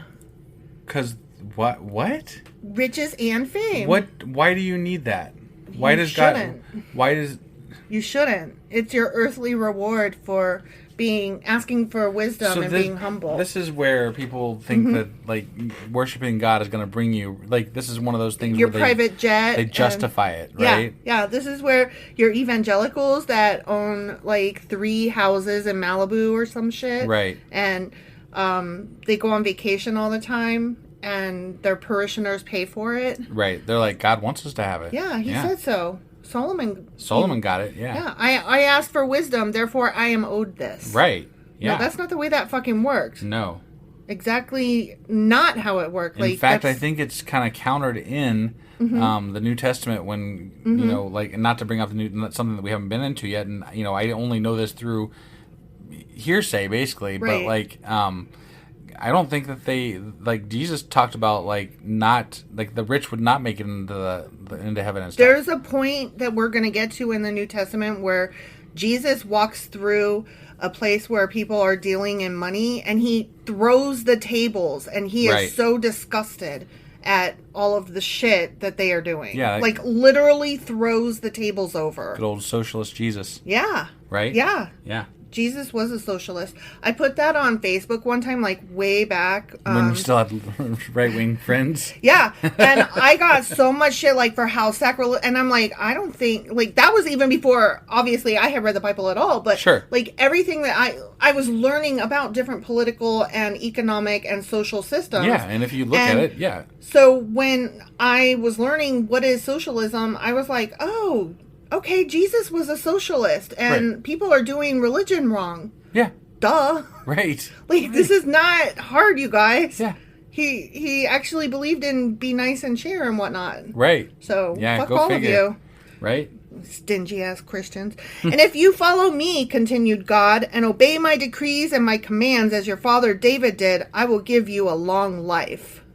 I wonder what he's meaning by a long life. Like 100 years, or is this going to be one of the extended lives? I don't know, but I just think it's shitty that he always has these caveats because he's like, your family's going to rule forever. Right. But only if I'm in a good mood with each one. Like, he just doesn't apply parentheses voice and he needs to. Right. No other king in all the world will be compared to you for the rest of your life. Damn, that's crazy. Yeah. I'm glad he didn't say forever, because that would obviously have been easily proven wrong. Right. So he just said, as long as you live, no other king. Yeah, that's not that hard back when there was not that many people in the world. No, I know. And saying. even at that, they were all like compartmentalized by geography. Yeah. Then Solomon woke up and realized it had been a dream. He returned to Jerusalem. Yeah. Having issues. And stood before the ark of the Lord's covenant, where he sacrificed burnt offerings and peace offerings. Then he invited all his officials to a great banquet. Wait, this happened after he did the 1,000 burnt offerings. Yeah. So he did more. Yeah. And then they invited people to a great And banquet then, because yeah. they had so much goddamn meat. I know. And they didn't know what to do with it. I know. They're like, dude, we just slaughtered like half a herd, man. We just slaughtered an entire forest of critters. Right. Everybody come on and chow down. It's a barley party. Yeah. Okay, so here we go. So here's another little section. Okay. Sometime later, 2 prostitutes came to the king to have an argument settled. Oh, okay. I know the story. Oh, I do too. I do too. Is They're this going to to split the baby in half? Yeah. This is awesome. Please, my lord, one of them began. This woman and I live in the same house. They're lovers. They're not prostitutes. You think? They're lovers. You think? Oh, yeah. Okay. I gave birth to a baby while she was with me in the house. 3 days later, this woman also had a baby. We were alone. There were only 2 of us in the house. But her baby died during the night when she rolled over on it. That's sad. That is sad. That is rough. Sorry. Spoiler alert or trigger warning. That's hardcore. That came out of nowhere. Yeah. Then she got up in the night and took my son from me beside me while I was asleep. She laid her dead child in my arms and took mine to sleep beside her. Oh my God. And in the morning, when I tried to nurse my son, he was dead. But when I looked more closely in the morning light, I saw that it wasn't my son at all. Right. Gross. Yeah, that's horrible. I mean, that's like, I could understand a moment of crazy. Right. Your child just died. Yeah. But then, you get your shit together and go mourn correctly without stealing somebody else's baby. Right. Then the other woman interrupted. It was certainly your son, and the living child is mine. No, the first woman said. The living child is mine, and the dead one is yours. And so they argued back and forth before the king. Then the king said, let's get the facts straight. Both of you claim the living child is yours, and each says that the dead one belongs to the other. Dead babies. Right. There's a whole, world of dead baby jokes that I used to find really funny, and I don't find them funny anymore. Right. You know why? Because as you grow, you get empathy. Right. And then you're like, that shit was not funny. No. What the fuck was wrong with me? Right. And so that is me admitting that I have not always been this kind, loving person that I am today. I used to be quite the fuck up. Right. All right, bring me a sword. So a sword was brought to the king. Then he said, cut the living child in 2 and give half to one woman and half to the other. Wow. He wasn't going to follow through. I should hope not. Then the woman who was the real mother of the living child and who loved him very much cried out, oh no, my lord, give her the child. Please do not kill him. But the other woman said, all right, he will be neither yours nor mine. Divide him between us. What? Well, she's just lost her child, and she's like, if I can't have one, you can't either. Right, I got it. Then the king said, do not kill the child, but give him to the woman who wants him to live, for she is his mother. Right. I don't know if she was actually his mother, but she was definitely the one who had her shit straight. Right, yeah. She was definitely the one that would make the better mother. Right. It was a harsh way to handle it, but it turned out worked out well. Yeah. Because kid probably, gets to live at least. Exactly. So. When all Israel heard the king's decision, the people were in awe of the king, for they saw the wisdom God had given him for rendering justice. The end. Yeah. That was smart. That was really, I mean, that's why we know the story, right? Because it's a smart, thing. It's true. That he did, I guess. True. I don't know. It could work out worse, though. They could have both said, no, don't kill the baby. I know. I mean, a normal human being, like, both of them could have been, like, what the fuck is wrong with you? Right. Like, God, you can't kill a child. That's not... how about proof? I know we don't have DNA yet, but how about who does the baby... Well, we're prostitutes. Maybe we don't know... I mean, I want to see his decision if they both claimed still that it was their kid. Right? Would he have cut the kid in half? Right? If they were both like, no mine, no mine, no mine, no mine. Because I have a feeling that based on what he decreed, he would have to have followed through with it. He would. And in that case, I don't think very highly of him. No, I think he would have cut the baby in half. It worked out well for him, right? So, yay. Because it's a parable, not an actual story. Right. Because who the fuck is going to say, I'm about to cut this baby in half? Right. Right? But I'm just saying, he would have had to have done it. Yeah. If that had turned out differently. Yeah. That's all. No, I totally agree with you. All right. Well, I mean, Solomon, as far as things have fallen so far, seems like pretty, righteous dude. Righteous dude. And he's a righteous dude. I guess we'll just kind of see if that continues in the next chapter, huh? I know. I keep waiting for him to be a piece of shit. Right? Yeah. No. I mean, it's more fun when I get to talk about how much of a piece of shit they are. I know. So it's true. It is true. Come on, Solomon, fuck up. I'm sure he'll fuck up. I'm sure either he will fuck up or somebody in his court will fuck up, right? Or right. The people will fuck up, and he'll be like, "God damn it!" Yeah. Yeah. Just a friendly reminder to everybody that's still here with us at the end of this podcast that we will be down in Louisville at the Kentucky Free Thought Convention on September 3rd, and we'll have a table set up for Sacrilegious Discourse and Ungodly Brew. So if you are anywhere in that area, definitely stop by the convention. It's $10 per head right now and $15 at the door, I believe. And just stop by and see us. Say howdy. We'd love to see you. I think we're going to try, if you mention that you heard us here, heard this here, we're going to try to have a sample of coffee for free for our listeners. Ooh. Whereas we're going to charge other people. So, definitely stop by and get your coffee. Yeah. 'Cause we want to meet you. Yeah, definitely. All right. Well, that was it for 1 Kings chapter 3, and tomorrow we're going to get into 1 Kings chapter 4. We'll see you guys then. Bye.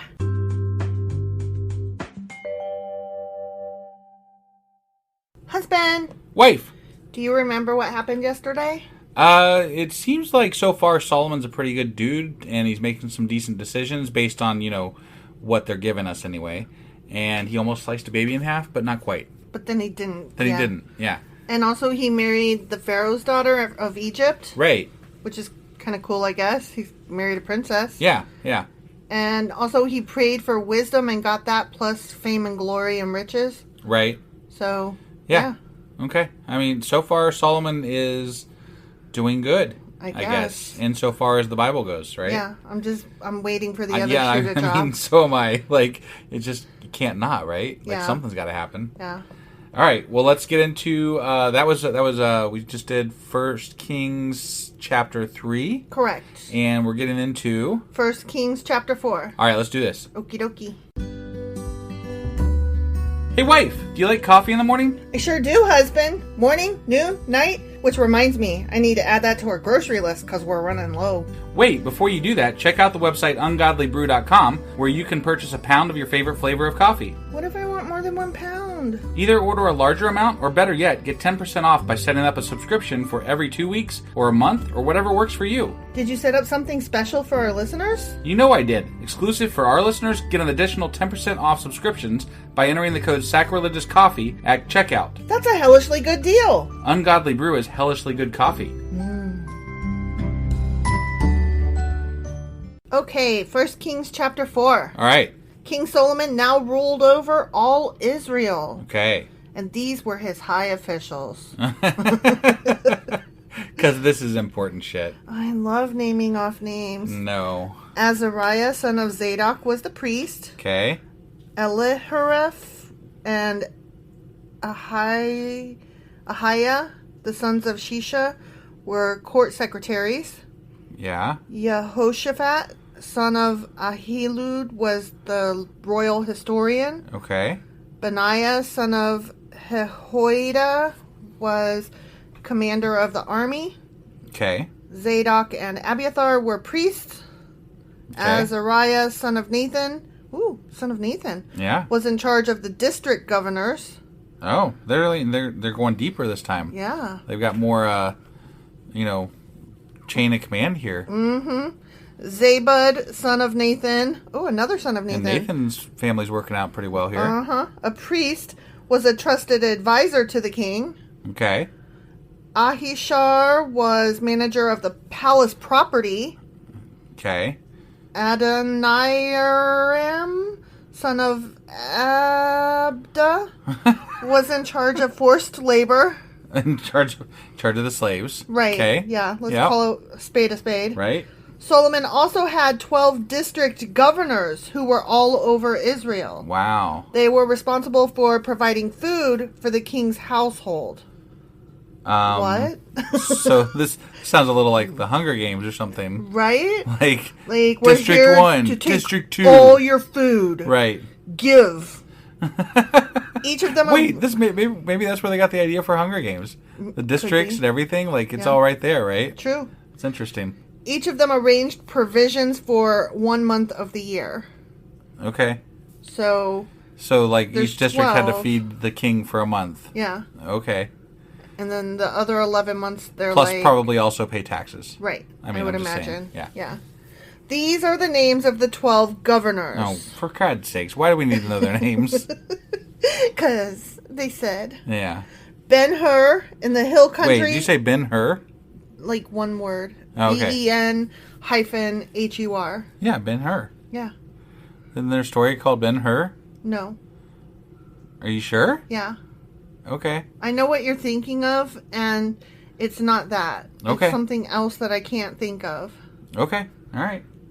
In the hill country of Ephraim, Ben-Deker in Makaz, Shalbam, Beth-Shemesh, and Elon Beth-Thanon, Ben-Hesed in Eruboth, including Soko and all the land of Hefer. Okay. Ben-Abinadab of all of Naphoth Dor. He was married to Topheth, one of Solomon's daughters. That was parentheses voice for new people joining us. Every once in a while Right. there are additions added in, and they put them in parentheses. Yeah.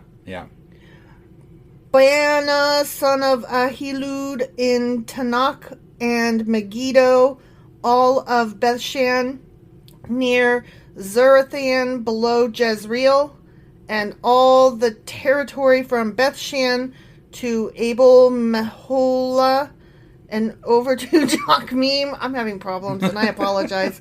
This is kicking my ass. Just an FYI, I just got to throw this in there real quick. Yeah. The movie Ben-Hur won 11 Academy Awards in 1960. Oh, are you serious? I'm absolutely serious. Oh, wow. So, My just mistake. throwing that out there. Like, You were right, I was wrong. I knew that there was a story out, and it's not a book, obviously, it's a movie. But I knew that name. I apologize. I was thinking of something else, and I cannannot remember what it is, so it's irrelevant. Yeah. So, but Sorry. I apologize. I didn't mean to Google you in the middle of an episode, but Yeah, I you was did. really... You Really absolutely. but I needed to know. But you absolutely meant to Google me in the middle of an episode. I did. You're right. So I did. why would you say, sorry, I didn't mean to, but I did You're right. mean to? I did. I did mean to. I totally meant to. See how I did it. See how the tables turn? How I turned that into a You turned suck? those tables. Those are great tables that you turned there. Ben-Geber in Ramoth Gilead, including the towns of Jair, named for Jair of the tribe of Manasseh. Parentheses voice. Yeah. In Gilead, and in the Argob region of Bashan, including 60 large fortified towns with bronze bars on their gates. Bronze bars.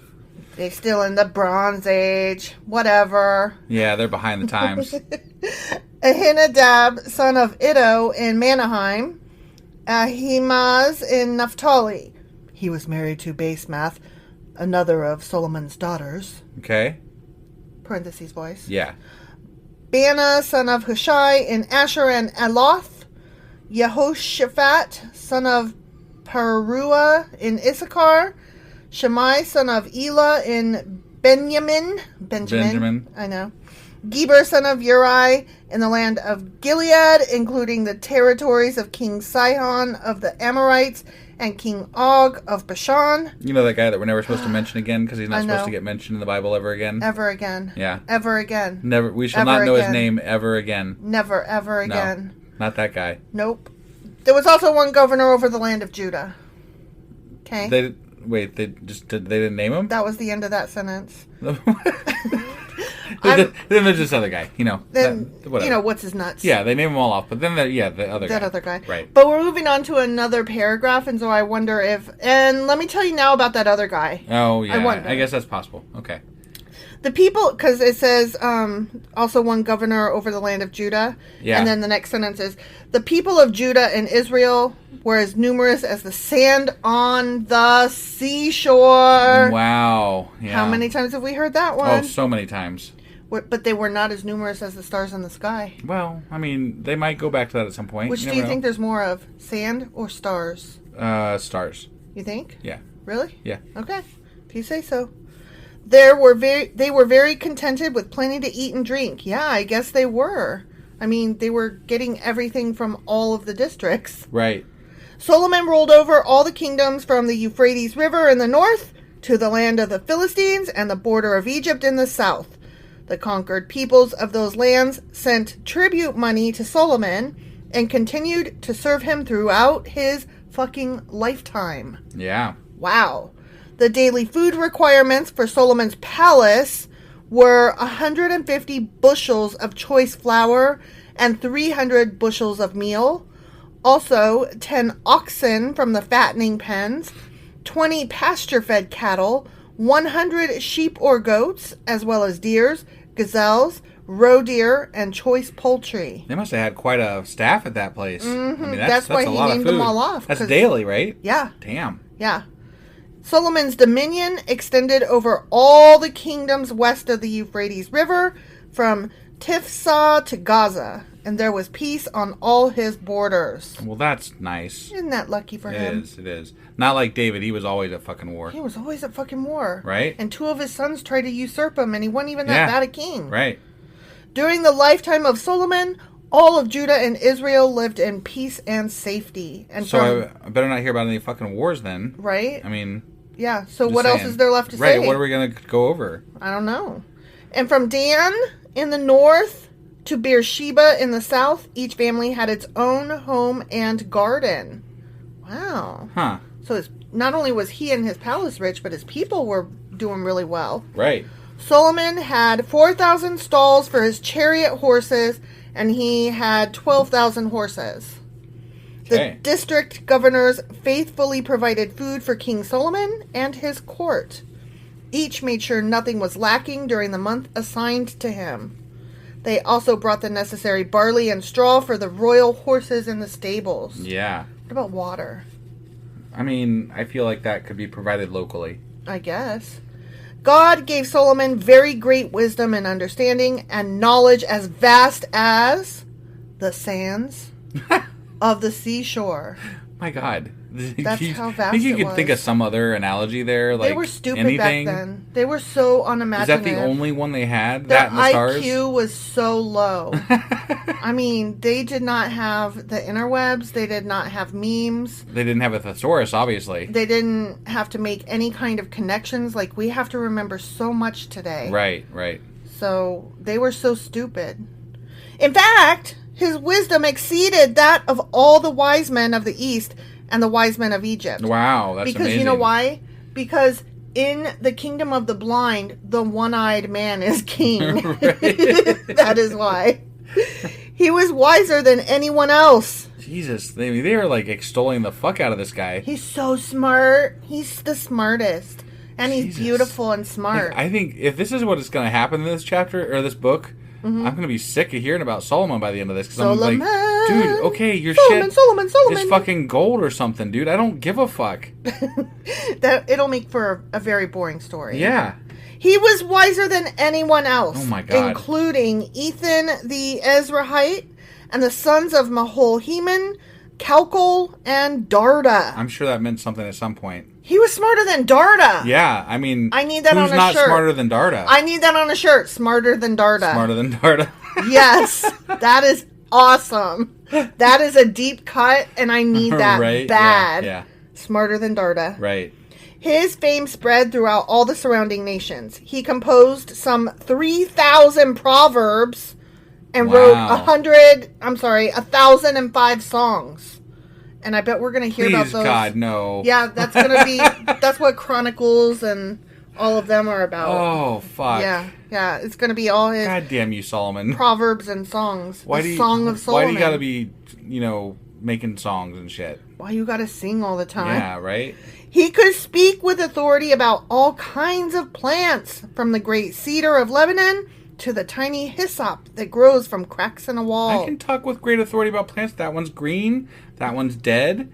That one's a dandelion. You just named our entire back lawn. He could also speak about animals, birds, small creatures, and fish. So basically, he knew everything about everything. Yeah. And he was the wisest, and he was the smartest, and he was the everything. He knew all the sands. Every sand he knew. But he wasn't God, though. No. So. But he sounds like he's fucking one step from it. Well. The way they're portraying him. I'm still waiting for the shoe to drop. I guess. And kings from every nation sent their ambassadors to listen to the wisdom of Solomon. The end.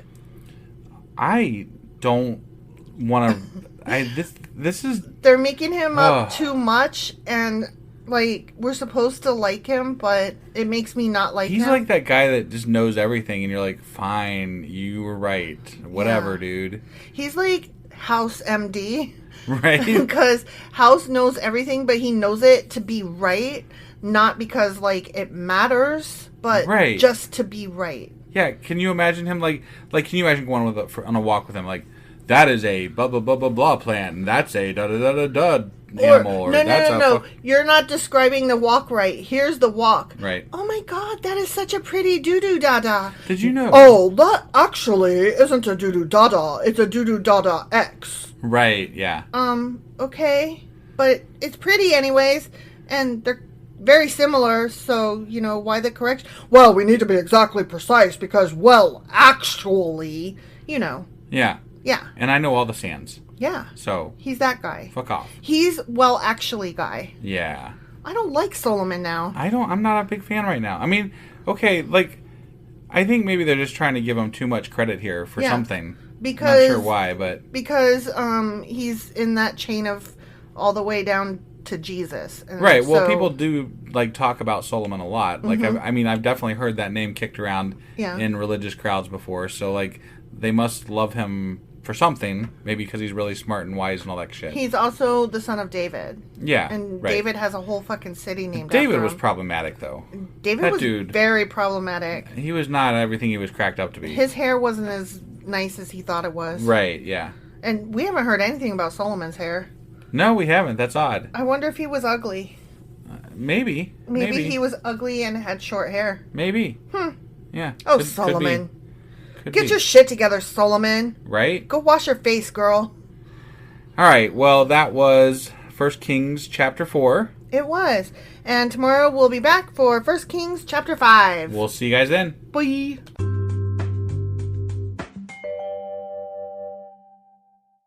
Husband. Wife.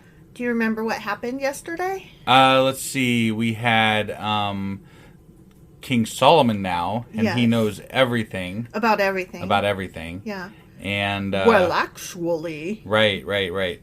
And that's all I got. All I got. There were 12 districts. That's right. We were in the Hunger Games. I forgot. Yeah. Also, I looked up who is Ben-Hur because I was like, I thought that was a Jesus guy, not a Old Testament guy. And it turns out I was right. What? Yeah.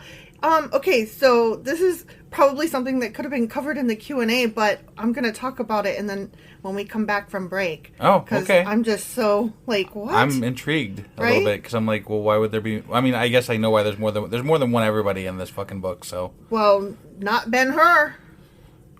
Okay, now I'm really...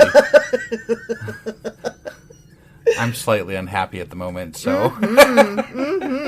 So let's go to break, and then when we come back, we will do 1 Kings chapter 5. All right, sounds good. Yeah.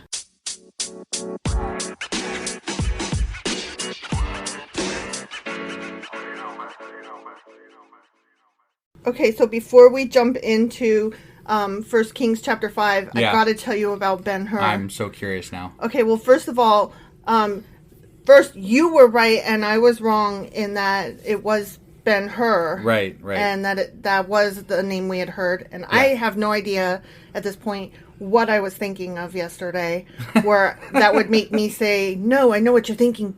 No. So Right. I was totally wrong. I humble myself before you. Why, you thank were you. right. Okay? But having said that, I Yeah. was like, but that doesn't make any fucking sense. Because I just knew that Ben-Hur was a Jesus-y guy. Okay, well, here's the thing. The only place that Ben-Hur is mentioned at all in the Bible, we just read it.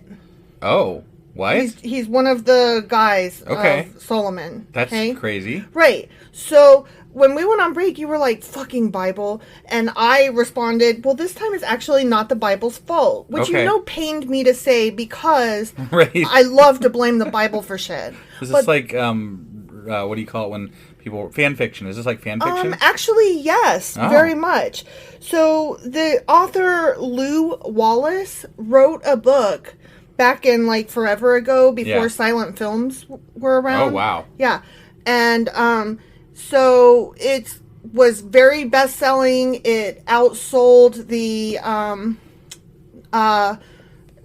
what am I trying to think of? A really popular fucking book. To Kill a Mockingbird. Yeah, that one. And what's the one with the Civil War and Scarlett O'Hara and you know the one, Civil War. As God is my witness, I'll never go hungry again.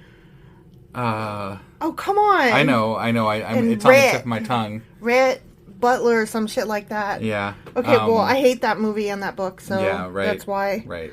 we can't think of it. It's just not in our zeitgeist. Yeah. But that, okay? Sure. Very popular, best-selling books here. Okay. To Kill a Mockingbird and Right. that And that other one. other one. The one that That's- that's Gone with the Wind. Yeah, that. Gone with the Wind. Yeah. Okay. I know everybody that's listening. They're like, you They idiots. were shouting Fucking at the idiots. microphone, or they were shouting at their speakers. Yeah. Gone with the Wind. Okay. So it was more best-selling than those. And it was called, the book was called Ben-Hur, A Tale of the Christ. Okay. Okay. And it's just some fiction-y thing where this guy is... his half-brother is a Roman soldier that betrays him, and his name is like Masala or some shit like that. Okay. And he's like, I'm gonna get that Masala guy back because he betrayed me to the Romans, and so I grew up a slave in poverty and terrible life and whatever. Sure. And throughout his life, he meets Jesus a couple times. And every time he meets him, it, like, changes his perspective on things. Okay. So that by the end, he's actually witnessing Jesus' crucifixion. Okay. And so he realizes that forgiveness is the way. Right. And so anyway, this book was supposed to be awesome, right? Like, I'm really curious now. I kind of want to add it to our Sacrilegious book club, like, eventually. Because it's also one of the only... religious fictions that has been blessed by a pope. Really? Yeah. Interesting. Right? And it's just, like, Christians love this book and this story. And it was made into several films, one of which was a silent film. Okay, yeah. And then it was made into a couple other films, one of which, the most famous one, won multiple Academy Awards. Yeah. Starring Charlton Heston. Right. And so he starred in everything back then. Yeah, he did. He did. And I've never seen the movie, but it's supposed to be like one of those epic movies that you're supposed to see. Yeah. Like Casablanca, which I think that's love. why I knew of it. Like, it's just one of those, Right. everybody knew about it. You know? Everybody knows about it, even if they've never seen it. Right, sure. So it's not the Bible's fault that this guy is mentioned. So was he not? It's not the same Ben-Hur then, probably. It's like somebody named after Ben-Hur or something, just happened to have the same fucking name. I have no idea. I just find it very weird because it's an awfully specific name. Right. Well, that's why it triggered something in my brain. I'm like, oh, Ben-Hur, yeah. Okay. Right. So I don't know why this guy picked an Old Testament name that was like a leader of one of Solomon's districts. Right. And made him into a New Testament character. Yeah. Right. That's really weird. It's weird. Yeah. I mean, maybe he was just struggling for a name, and he's like, "Oh, this one will do." He's only mentioned once in the Bible, so no one will know anything about it. It's not like this is going to go on to win awards or anything. Like, what writer actually believes that, right? Right. Like, yeah. Well, like this is. Oh, nobody's going to like this book. Oh, my work is trash. Yeah. Right. Okay, so that was interesting. Just had to get that out there real quick. Yeah. No, that's cool. And now on to what we are supposed to be talking about, which is 1 Kings chapter 5. All right, let's do this. Let's do this. Yeah. Okay. King Hiram of Tyre had always been a loyal friend of David. Okay? Okay, yeah. Whoever he is. Sure. When Hiram learned that David's son Solomon was the new king of Israel, he sent ambassadors to congratulate him. Ambassadors, huh? Ambassadors. You know, the doors. Yeah. Ambassa ones. Right, yeah. Yeah, to congratulate him. Then Solomon sent this message back to Hiram. Okay. Gone with the wind. You know that my father David was not able to build a temple to honor the name of the Lord his God because of the many wars waged against him by surrounding nations. Right. He could not build until the Lord gave him victory over all his enemies. Actually, I thought God didn't want him to build a temple because he was fine in the sanctuary that he was in. A temple for the ark is different from a temple at which we worship. Okay, but it's separate. It's also a place that they're going to... Like, it's a permanent place for the ark, too, is what they were talking about, I thought. Two separate things you're talking about. Okay. He wanted to build a temple specifically for the ark, but God told him no. But he also was building up the city and wanted to build temples for the people to worship at.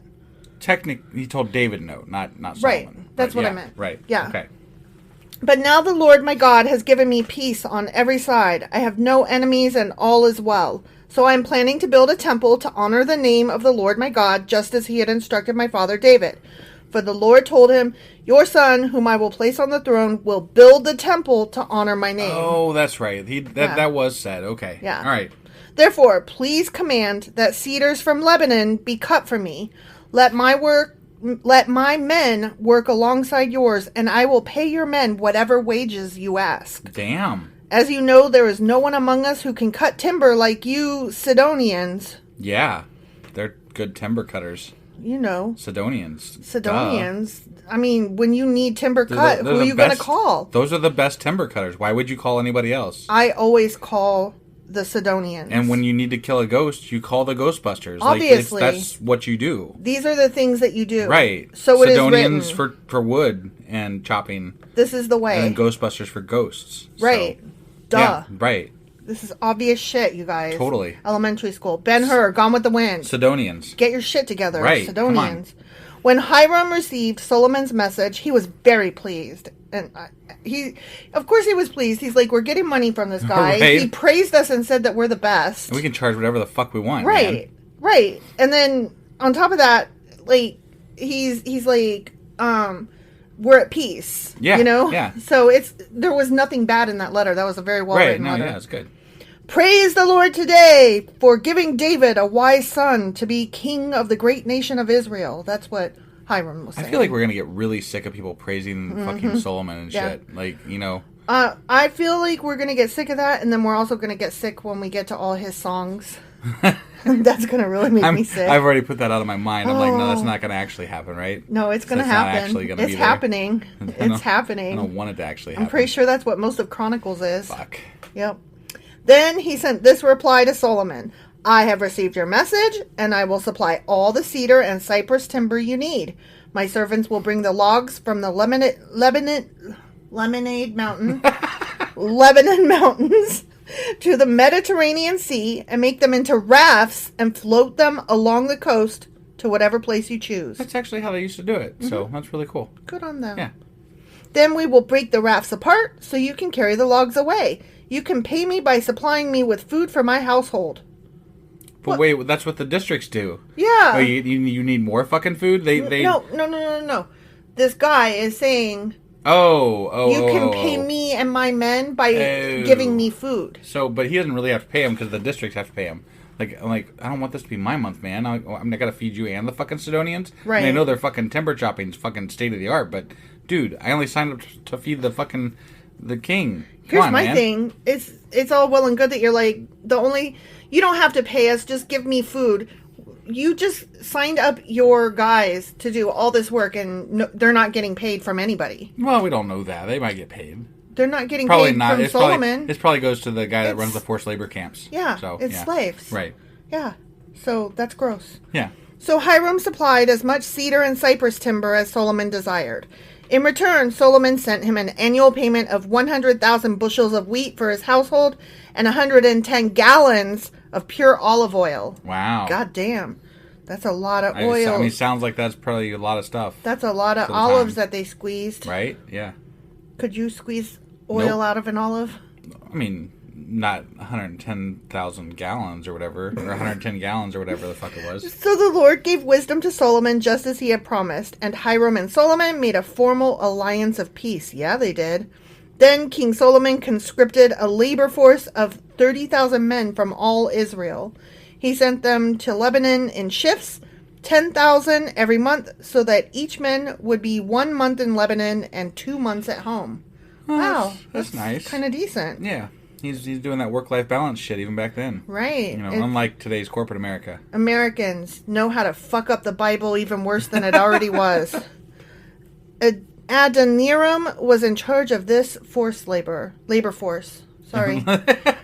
Sorry. That was dyslexia. Right, yeah. Labor force. Right. Adoniram. He was in charge. Okay. He was in charge. Got it. Solomon also had 70,000 common laborers, 80,000 quarry workers in the hill country, and 3,600 foremen to supervise the work. Damn, that's a large undertaking. That's a lot of people. Yeah. That's a lot of just men. Right. At the king's command, they quarried large blocks of high-quality stone and shaped them to make the foundation of the temple. Men from the city of Jabal helped Solomon's and Hiram's builders prepare the timber and stone for the temple. The end. Okay. They're building. Yeah, they're building. They're at peace and they're building. They got good choppers. They got good choppers. Yeah. The best. Sidonians, yeah. Who are you going to call Sidonians? Call the Sidonians, yeah. Yeah. Yep. So that's what that chapter was about. That's who I'm going to call when I need timber chopped. Yeah. Duh. I'll get mad at you. I wonder if they have a Groupon. Right? We could all go in together and get a discount rate or something. Oh, that'd be awesome. Right? Yeah. Just hit us up. We'll all do this together. We'll get some timber chopped. Although it's been a while since I needed some timber chopped, now that I think of it. Yeah, but I mean, if the price is right, why not call the Sidonians and get some good timber chopped, though? I wonder if Sidonians are still alive today. And I wonder if they're still the best choppers. And I wonder if they still have timber. I don't know. I'm just curious. Yeah. About all these things. Right. Well, I think we're going to wrap this one up. Okay. That's about all we got. Because now I'm just being silly. Yeah, no. Just one, I'm doing this every few episodes or whatever, but just a reminder that we are going to be down at the Kentucky Free Thought Convention on September 3rd in Louisville. Yep. And we would love to see you guys out there. I think that if you let us know that you heard this on the podcast, because that means you listened to the whole fucking episode. I mean, yeah. Good on you. You get a prize.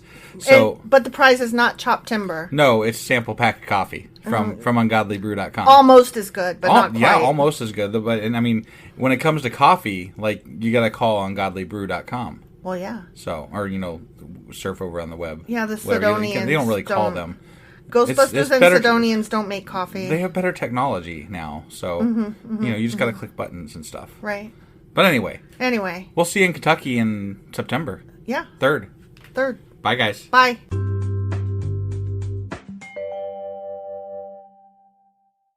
Husband. Wife. Do you know what today is? Today's Q&A. Q&A Saturday. I knew that was coming. Yeah. I know. It's a thing now. It's a thing now. Apparently. Very apparent. So I thought we would do a Q about Abishag. Abishag? Abishag? Abishag? Do you know? I don't remember exactly. I mean, I will as soon as you say it. Okay, so you know how David was old? Yes, I know how David was old. And so that was the girl that they brought to him. Yeah. Okay. The virgin. The beautiful virgin. Right. Yeah, no, I got it. I got it now. Yeah. I thought we would ask some questions about her. Okay. And then answer some questions about her. Yeah. And then I also thought we would talk a little bit more about Bathsheba.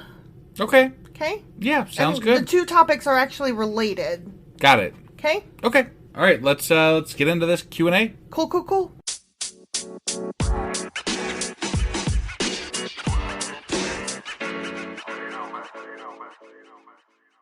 Well, okay, so in my excitement to sing the jingle, I forgot to mention what chapters this is covering. Oh, yeah. And it's 1 Kings, chapters 1 through 5. I think anybody paying attention, it was probably pretty easy, but hey, we got to stick to our things, you know? Our things. Got to do our things. Yeah, I mean, what if you label this episode wrong, and you've done that before? Right, and then somebody be like, wait, no, that said 1 through 5, not 20, God damn you! 27 through 95. What the fuck? Jesus. Stupid. What's wrong with him? So dumb. Yeah. Get your shit together, people. So, Abishag. Let's talk about her name, for one thing. Abishag? Abishag. Okay.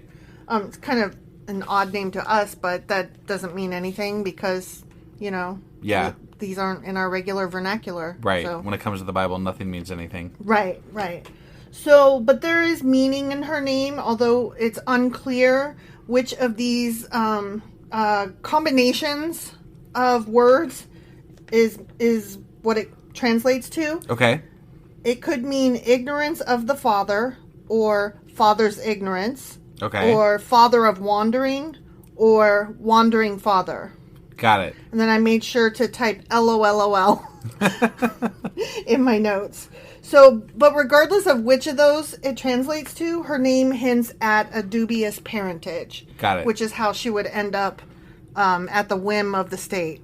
Got it. Okay. So, the fact that David did not make Abishag his legal wife is explained as due to his refusal to exceed the traditional number of wives that kings were allowed, which was 18. 18. So apparently, according to that, he had 18 wives. Apparently. So, because he couldn't exceed it, so therefore... Right. I thought, to be perfectly honest with you, I thought he had way more than that. Well, okay. I dug that up, like, in the recesses of the interwebs. Sure. Like, the deep, dark back closet. I'll probably never be able to find it again. Right.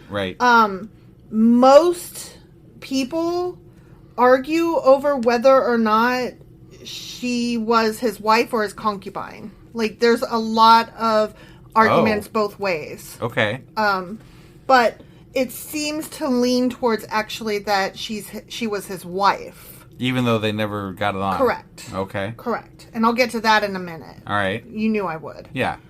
So, the fact that she was likely his wife, in spite of what I just said about the number of wives and that maybe she wasn't. Yep. The fact that she was his wife kind of gets into why when Adoniah was like, I want her, why that was such an insult. Right. Because she either would have lived the rest of her life as a widow.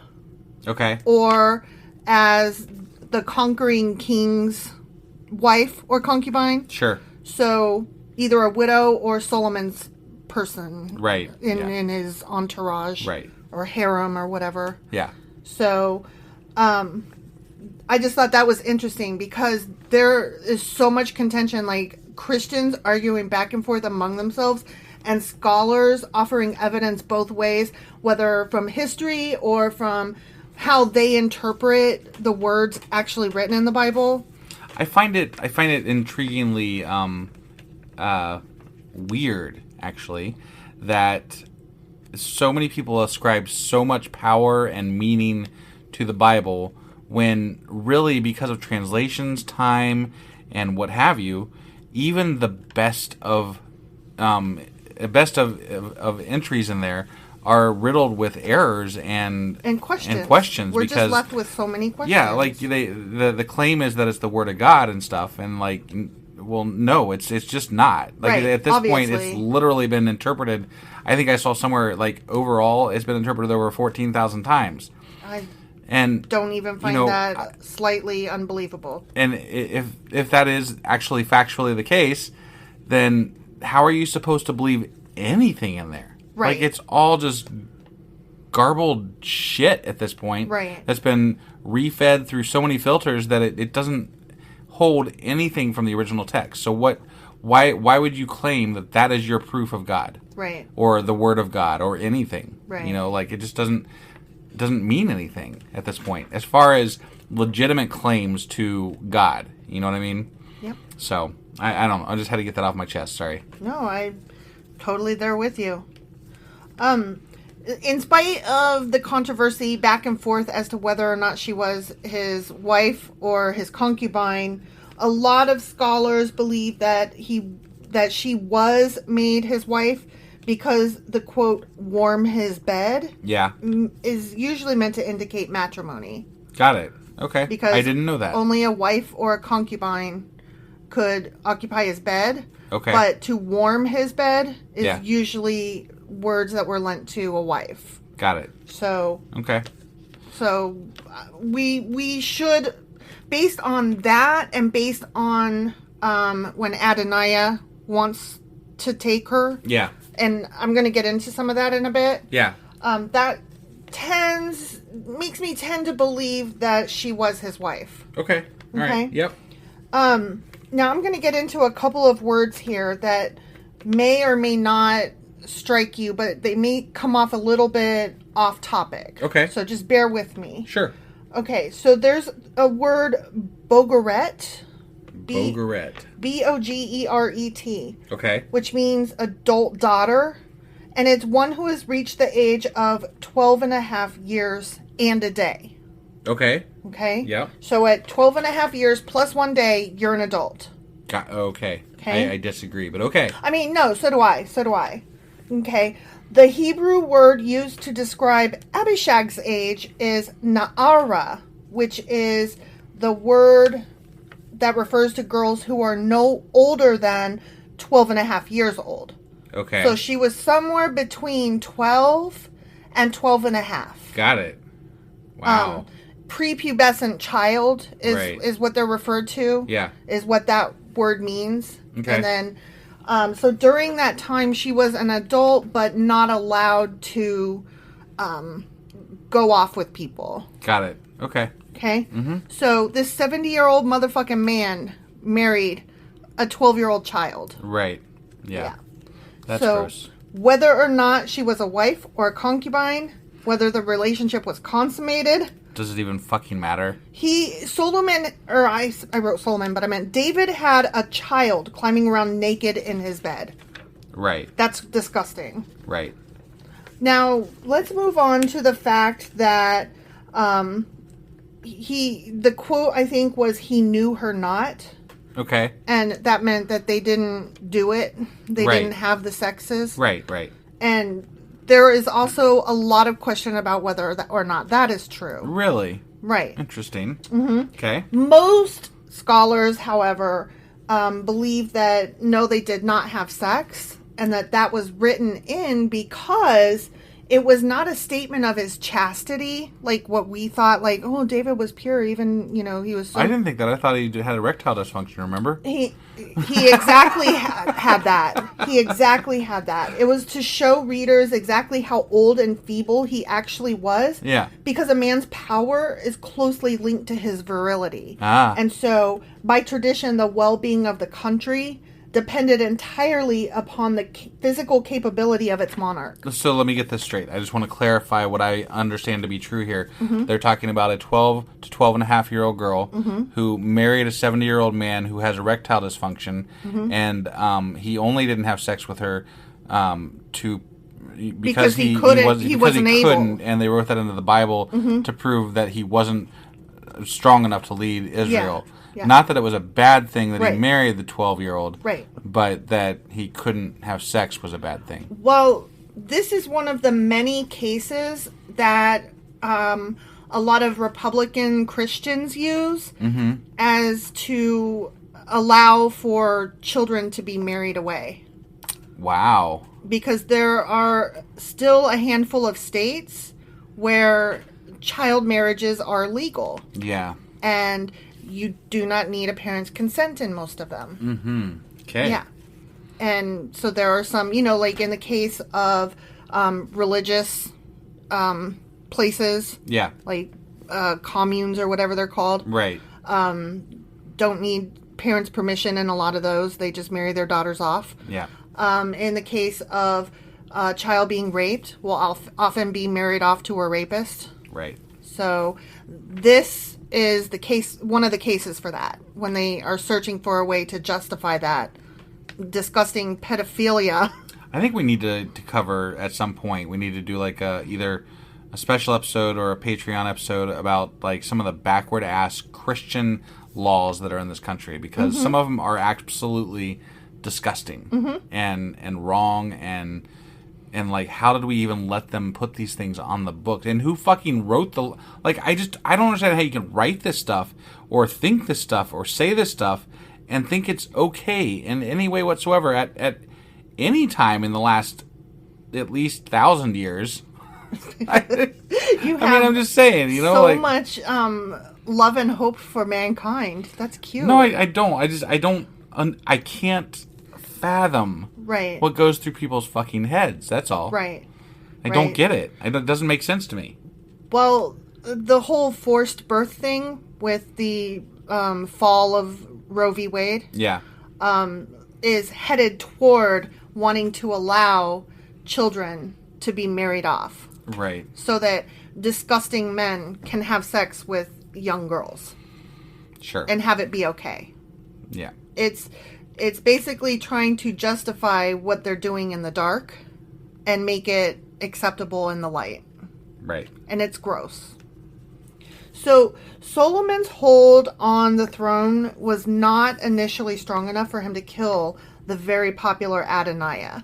We did not really get that. Yeah, I didn't either. When we were reading it. But apparently Adoniah was very popular.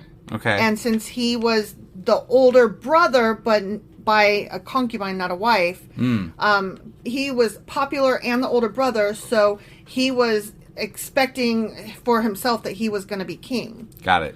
So that's why he just went ahead and claimed it. Right. Because that would be easier than, trying to work things out. Yeah, let's skip the fucking paperwork and I'll just go ahead and be king. Right. So the fact that he was popular made it to where when Solomon became king, he had to let his half-brother live. Remember, he was like, just behave the rest of your days and I'm not going to come after you. Yeah. But he knew that was not going to work. So he had to have a really solid reason to have him executed. Sure. So he set up a rule right off the bat. Well, I'm headed there. Yeah. I'm headed there. It is extremely unbelievable that Adoniah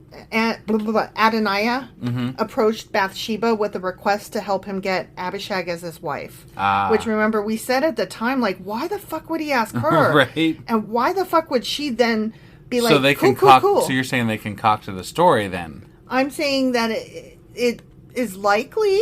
I don't know for a fact. I wasn't there. It would make sense that they concocted the story. It would make more sense than the fact that Adoniah was just like, hey, Bathsheba, I want to challenge the king and marry that girl over there. Which, what I had said at the time was that if he did that, that would give him further claim to the throne. Right. Because the person who fucked with the previous leader's concubines and wives, his harem, that lent him power because, virility and sex and wiener. Yeah. Wiener pride. So it's very much more likely that Bathsheba made this story up and told her son and told it publicly. Okay. So that he would have a solid reason. Solomon would have a solid reason. Sure. To then just execute him. No trial, no hearing, no nothing. Just get him gone, call it done. Okay. And that makes a lot of sense. I really like that theory because we questioned it at the time. Yeah. And we're not even scholars. We're dum-dums. Right. So that makes sense to me. What do you think? I think, that sounds legit. I mean, that sounds like intrigue. possible. reasoning and the way it went down kind of sound like it almost sounds like her and was it Nathan? I think it sounds like they might have conspired to make this happen. Yeah, because they did plan. They planned how they were going to do it. So yeah, in the fact that they were already planning and scheming how to present this to David before David died, a lot of sense that maybe they were planning and scheming the whole fucking thing. Yeah, I tend to think that. So, another thing is that when Bathsheba went to the castle or what the fuck ever to hump David. Yeah.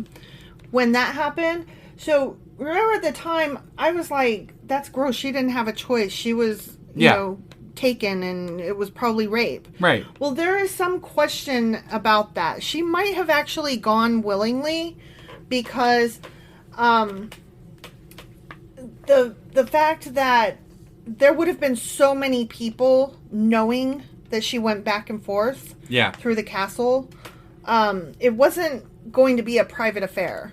So when she got pregnant, like, everybody was going to know that it wasn't Uriah or what the fuck ever's child. Yeah, fair enough. So that doesn't necessarily mean that that she went willingly. But she might have been okay with it as an opportunist. Because if you look at her in the light of trying to make sure her son gets on the crown or gets on the throne. Yeah. And helping him maintain that power. Sure. She's very wily. Yeah, no, you're right. I mean, it put her and her son in a very good position. What made her the queen mother. Yeah. And apparently, we haven't Which I don't quite understand exactly, because he had multiple wives before he came across Bathsheba. So, like, how did her son end up being the second oldest? Because he had multiple, and like they announced, have no idea. Like, I don't that makes no sense to me in the timeline of things. So yeah, I have no idea how that works out. And I didn't think to ask that until just now, because whatever. Yeah, I'd have to like see a chart, but yeah. But Bathsheba wasn't a concubine; she was a wife. Right, but remember they listed off all those wives that he married, like boom, boom, boom, boom, boom, and they had children. Like they said, they had children. So like I'm like, what happened to all of them? I have no idea. Okay.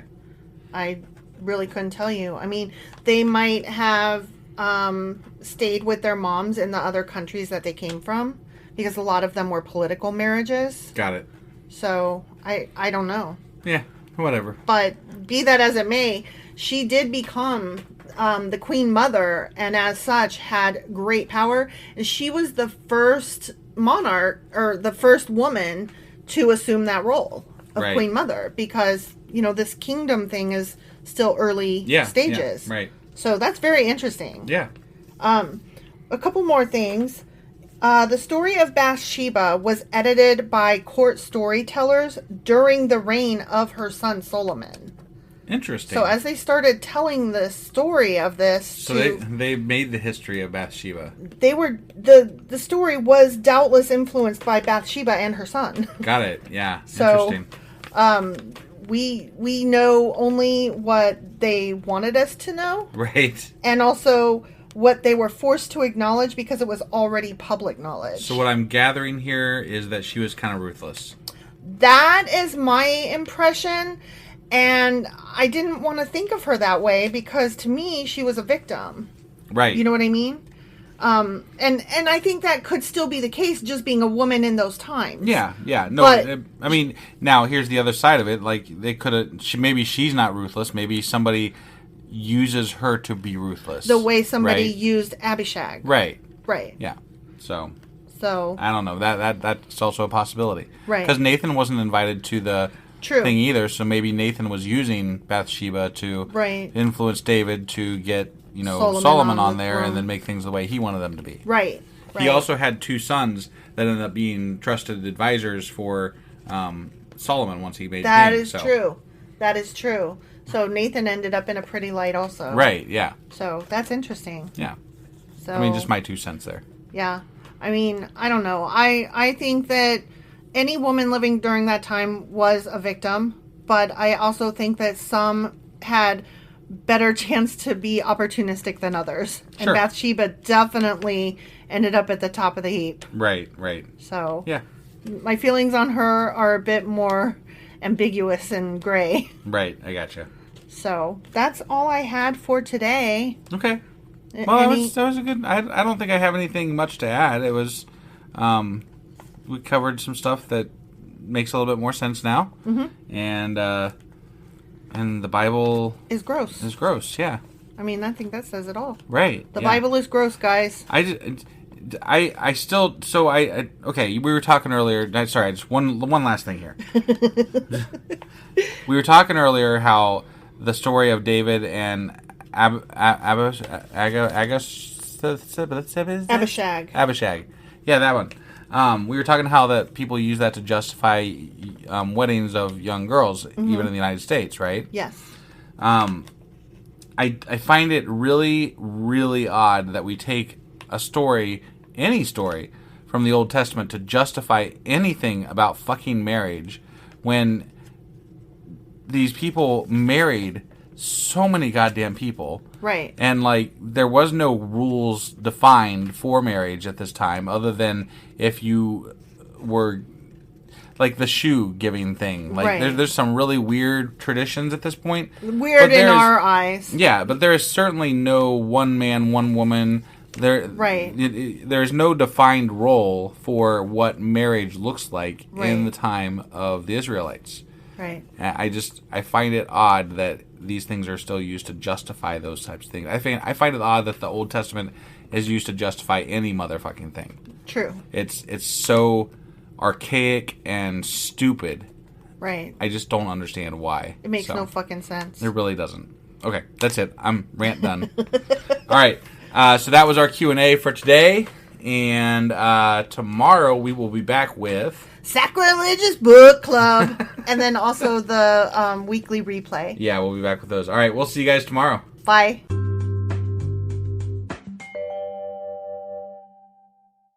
Husband. Wife. Are you ready?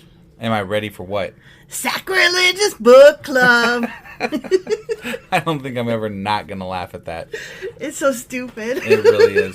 All right, before we forget, what pages are we going over today? Today we are going over Asimov's Guide to the Bible. We're in the book of Genesis covering pages 100 to 117 and wrapping up book of Genesis. Awesome. Yeah. And what kind of shit are we getting into today? Oh, so much. I mean... So much, huh? We're going to talk about Joseph and the Technicolor Dreamcoat. And things and whatnots. And Jacob's sons. And it's mostly that stuff. Okay. So... All right. I mean, it's some pretty good shit, though. Okay. Cool.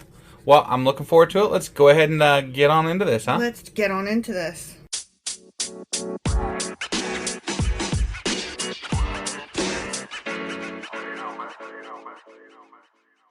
Okay, couple notes before we jump right in. Okay. First of all, I just want to say that a lot of this is going to be recapping the famous stories that we're familiar with from that section of the Bible that we already covered. I mean, I would expect that. Yeah. Right. So, but more so than I have done in previous episodes of the Sacrilegious Book Club. So I just want to make sure that that's put out there that, yes, I know some of this is reiterating. Yeah. But there was so much geography, and he concentrated on that a lot as well. And I didn't include the parts that weren't really as interesting to me. Okay. Okay? All right. So this is why you should get the book and read along. Right, because there's more to it. There's way more to it. I'm just telling you the parts that I found interesting. Sure. Or that I felt like sharing. Yeah, yeah. So, just wanted to put that out there. That Okay. I'm definitely not a seasoned professional in summarizing this book. But you know what I'm really enjoying about this so far? What? Is that of all the things that we're doing, this is holding us accountable for what we've said in our podcasts. Like, we have to go back and analyze, oh, well, we were wrong about that, or we were right about that, or whatever, you know? Yeah, yeah. Like, I'm really liking that aspect of this, so. And it is serving as a neat side-by-side with where we're at now, because where we're at now is with David. Right. And, well, David's son Solomon now. Yeah. In our weekly and daily podcast, that's where we're at. Yeah. But So this is bringing up some of the old promises and some of the old things that are still relevant, but maybe like kind of lost in our time frame that we've been doing this thing. Right, so. and this helps tie some of that back up. Yeah. That I need things pointed out for me. I don't always get the relevance. I don't always connect the dots. Right. So this is really helping with that. Yeah. And that's one of the other things that I wanted to say. Okay. Okay. All right. Yeah. So starting on page 100 with the section called Hamor the Hivite. Hamor the Hivite. Yeah, and I'm going to be honest, like I just reread my notes on this, and my notes do not include anything about Hamor or Hivites. Okay. So, sorry, I don't know why that section was called that. I don't recall it at this point. That was 17 pages ago. Got it. So, okay. What I did take notes on was just the recap of the story as it stands with Jacob and Leah. Okay.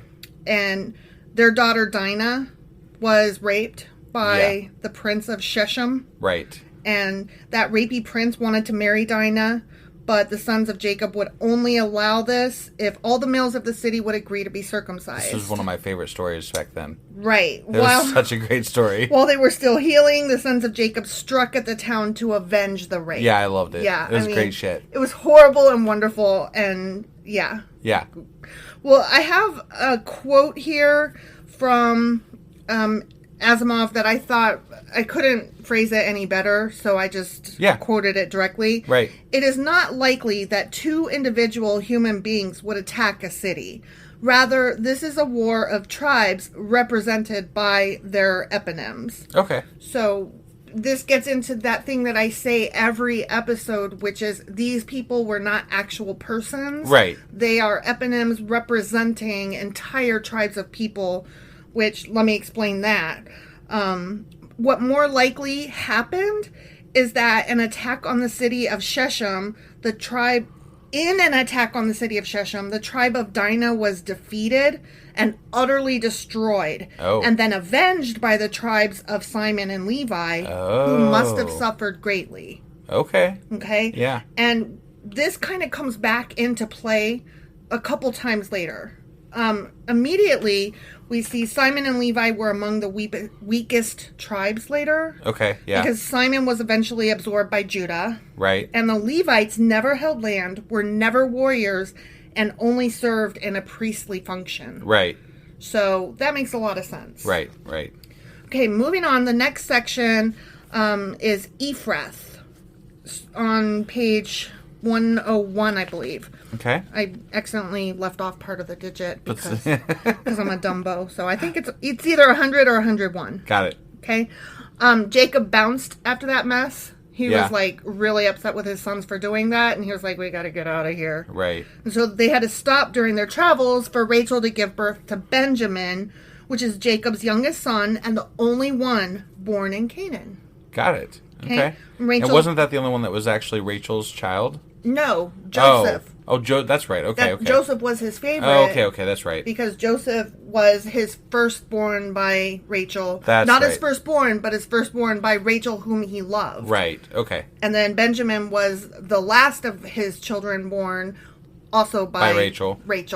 And worse, Rachel died giving birth. Right. And was buried beside the road to Ephrath. Yep. A.k.a. Bethlehem. Got it. Okay? Yep. So that's just a quick reminder. Sorry, I'm just trying to remember, like, you know. No, you're fine. I mean, I didn't remember a lot of this, so that's why it's helpful that we're going back through this in a different perspective kind of way. Right, yeah. So the next section is Bilhah, which that was the other concubine.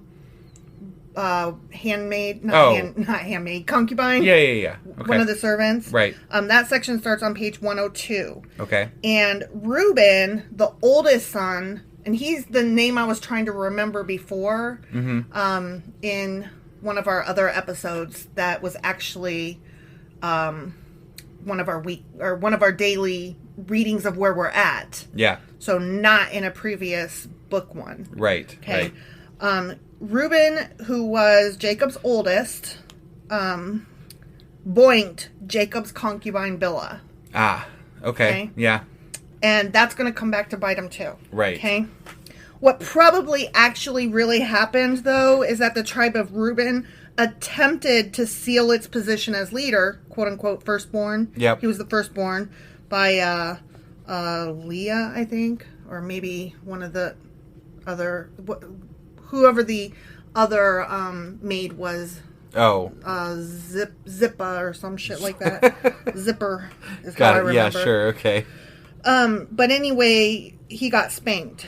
And so Reuben played a minor role thereafter. Yeah. And didn't survive long. Got so it. that is likely what happened. Got it. Okay, because never forget, these are not individual persons. Right, they're tribes. They're stories describing larger events. Right. Okay. Yep. Next section is Amalek, page 102. Okay. Isaac dies at the age of 180. Okay. Highly unlikely. Right. And Amalek, one of Esau's descendants, and Esau, remember, was the son of Isaac. Yep. And is the eponym of the Amalekites. Okay. And is the last of the eponyms of the non-Israelite nations. Okay. Yep. So I just thought that was interesting to take note of. Okay. Next section is Seir the Horite, page 103. Okay. And I'm going to read you exactly what I wrote in my notes because it made me laugh. Okay. Hivite, Horite, Hittite, whatever. Because they're basically all interchangeable. Oh, okay. They're used in different places, but... They're all essentially the same thing. Confusion is caused by the intermingling Got of the Edomite invaders with cultures already dwelling in that land. Got it. So... Sometimes they're referred to as one, sometimes the there other. There are distinctions, but they're very close in what we wouldn't know what those distinctions are. Right, okay. They barely knew what they were. Got it. So, that's why Hivite, Horite, Hittite, whatever. Right, I gotcha. Okay. Next section is Bela and Jobab on page 105. Okay. The Edomite kingship, interestingly enough, was not hereditary. Huh. Okay. Okay? Yeah. The first two kings listed are Bela and Jobab. And then there was a couple of interesting notes there. Belab, son of Beor, made some scholars wonder, wait, did they mean Balaam, son of Beor? Like No. Balaam of the talking ass? Really? Like, what? And then they were like, nah, probably not. Or at least Asimov was like, yeah. Very unlikely. Right? But then Jobab is like... Wait, did they mean Job? Like the book of Job? Right. And then Asimov to that question says, maybe. Compare this chapter of Genesis to the book of Job. Interesting. And so he made some different comparisons there. We haven't read Job yet, though. Sure. So I didn't want to really... delve into it too much. Yeah. So... I just wanted to kind of keep that in mind when we get there. Right, so we can kind of analyze that a little bit. Yeah, go back and maybe take a look. Right, yeah. So, note to self. Right. Jobab, Job. Right. Okay. Got it. Next section is Potiphar, page 105. Okay. So Jacob's favorite son was Joseph, remember? Yeah, of course. And he was born of his wife, Sarah. Right. Oh, I thought her name was Rachel. I did too. Yeah, I guess Sarah, so... No, it's Rachel. I just fucked up. Oh. Wait, what's okay, are you sure? No.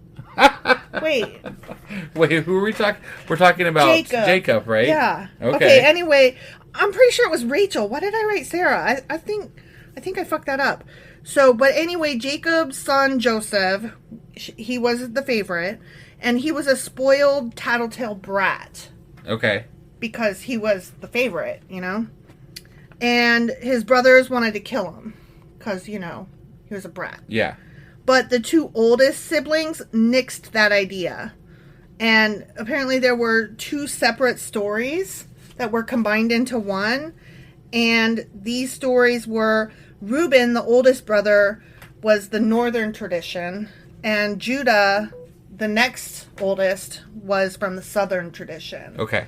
Because remember, Israel and Judah split. Right. And so there were kind of two stories of how that story, or of how murdering Joseph got nixed. Got it. And so it would depend on who you asked as to which tradition is the correct way that happened. Got it. Okay. The brothers sold Joseph to passing nomads, from which he is carried to Egypt and purchased by Potiphar. Right. Remember? Yeah. Okay. And Potiphar, interestingly enough, means he whom Ra gave. So it's more of a power name than it's a title, not an actual name of the person. Okay. Okay. Yep. Okay. Next section is Pharez and Zara, page 106. Okay. Okay. So Judah, which was one of the sons of Jacob, Yep. he slept with Tamar, a woman who had originally been married to two of his sons. So, Interesting. So there's this guy named Judah. Yeah. And he has some sons. And both of them were married to this Tamar chick at different times. Okay. And then Judah slept with her. Wow, that's Gross, I right? think I kind of remember that. That was messed up. That comes back to bite him in the ass. Yeah. And each of them had died young and childless. Okay. Okay. So that's after that happened, he took her as his wife and boinked her. Gotcha. Except I don't know if he really married her or not, but Right. anyway, twins were born to Judah. Okay. Okay. Zara or Zerah, Uh-huh. depending on which interpretation Okay. you're reading, stuck his hand out first. So he was like almost the firstborn, but then wasn't because he pulled back. Got it. So technically, Pharez or Perez, again, depending on the interpretation, was Yeah. born first. Okay. Technically. Got it. Okay. The twins are actually eponyms of the two chief clans of the tribe of Judah. Okay. So the one tribe is, for Zerah, the Zarthites or the Zerahites. Gotcha. Depending on if you're saying Zara or... And they only briefly, like in the Bible, they don't touch on the clans as much. There was like one book where they kind of got into it a little bit. Yeah. But it wasn't as big of a deal. Well, and I had no idea that these are eponyms of... Right. Like No, that- that's not how it reads, right? Right, So- exactly. Like, I thought they're telling the story of individual persons. Right. Not tribes of people. Right. And that they made up stories But to it remember the does history. make sense because it was an oral history that they would make it a simplified personal story Exactly. to hand down as opposed to all No, the, yeah, it you know, totally makes sense after knowing that. right. Like, right. oh, duh. Yep. But I could never have known that without Right. reading outside the Bible. Yeah. So anyway, the one tribe was the Zarthites or the Zerahites, and the other one was the Pharzites or the Perizzites. And FYI, David, and therefore all the subsequent Judean kings were Perizzites. Okay. Okay? Gotcha. Not parasites. Right. Okay, next section. Pharaoh of Joseph, because Yes. we're going to get into a different Pharaoh of somebody else. Okay. All right. Okay. Yep. Page 107. And I wrote, anyways, back to Joseph. Sometimes my notes crack me up, so I just like to share them because I'm funny Yes. to myself. Yes. So Joseph is cast into prison because he wouldn't boink Potiphar's wife, so she falsely Me Too'd him. Right. You know, Yeah, I remember accused that. him That of was- rape that's- because yeah. she's a bitch. Right. Right.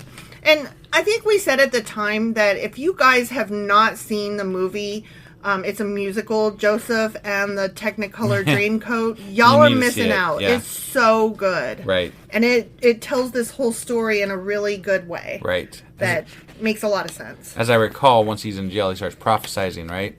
He had been interpreting dreams before that. Oh, okay, okay. Yeah, that's what caused, one of the things that caused his brothers to want to kill him and then sell him instead. But had he been prophesizing for Potiphar? I couldn't remember. I can't remember if he was or not. He's not there yet. Okay. No. He had not been. So as far as Egypt is concerned, they don't know that he's prophesizing yet. Correct? I don't think so. He might have been. It doesn't really say if he was doing that or not. Got it. But he had been doing that before Sure. in his own life. Right. I just don't know if once he got sold into slavery, if he was doing it. Okay.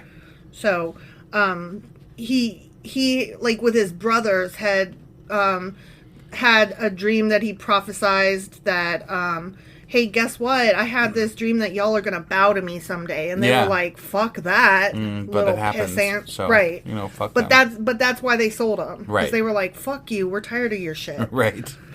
So, he interprets dreams while he's in jail, as one does. Right. You know, that happens to me every time I go to jail. Yeah. So Pharaoh's previously jailed butler brought Joseph to Pharaoh's attention. Yeah. Okay? Mm-hmm. Prosperity will be followed by famine, so plan accordingly is basically, what the dream got interpreted to be. Right. And just like that, which I'm giving you a call to Sex and the City. Oh. She always says, and just like that. Got it. Joseph went from jail to prime motherfucking minister of Egypt. Yeah, he did. Nice. I was like, that was a fast ascension. Mm-hmm. That's why I said and just like that. Right. Because it worked. Yeah. There. Yeah. Okay. So the Egyptians were isolated and thus xenophobic. So why was Pharaoh being so cool toward a gasp Hebrew slave / Asian foreigner? Yeah. Right? That makes no sense, right? I mean, I'm asking you. Yeah, no, it makes no sense. Okay. Yeah, so, I'm with you here. Okay. Once again, the Raiders of Genesis missed an entire period of history. Oh. During which time Egypt was invaded by Asian forces. Oh. Yeah. So, like, the Pharaoh might have even been... I'm getting there. Okay. All yep. right. So, Hyksos means foreign kings. Okay. And there was a whole period of them in Egypt during which they ruled. Interesting. Yeah. Beginning in 1730 BCE, there was little to no political boundary between Egypt and Canaan. Wow. So the same power ruled over both. Interesting. That's really cool. This pharaoh was likely a Hyksos ruler. Okay. Who found in Joseph a fellow Semite, which would make it only natural to place Egyptians under a Semitic leader. Interesting. Right? Yeah. Yeah, I thought that was really cool. Like, oh my. Right. That makes things make a little more sense. Yeah. I mean, not that it, impacts the story one way or the other, but it just makes it, okay. Cool, well, I have cool, a question. Are they still, so these are still representations of tribes, though, right? Or not? Like, is this an actual story of a supposed person, or is this a representation of a tribe? That I don't know. Okay. Because that's where I get confused with the liking them to tribes versus liking them to people, because this seems very specifically a personal story. Like, it's one of the first ones in the Bible, right? Like, yeah. It's very personal. It's very... I think it's probably a combination of both. Okay. Because the ones that came before, they were all eponyms. Right. Right? And now we're getting into some, like you said, very specific events happening where this Hyksos ruler is very likely granting power to some other Semitic person. A specific person. Right. Right. And so I think maybe it's a bit of both. Okay. Or even a bit of rewriting to make it be both. Sure. I don't know. Maybe the Bible is written conveniently to go whatever way they want it to go. Kind of like Trump recently endorsed, I forget what state it was, he endorsed a guy named Eric. And there were 3 Erics running. And so one of them had dropped out, but the other 2 both claimed that he was endorsing them. Yeah. Everybody understood that he wasn't ever endorsing his son, Eric. Right. Yeah. But now he's able to say, whichever one wins, that's the one I meant. Speaking of Trump, I just have to say it because it was like one of my favorite things I've seen in a while. I shared a picture with you the other day. Yes. And it was of Trump he had his hand on Josh Hawley's shoulder. Yes. And it says, live shot of Trump grabbing a pussy. I thought it was the best fucking thing ever. I'm like, this is amazing. It only makes sense if you understand the reference of Josh Hawley running away during the January 6th insurrection. Yeah.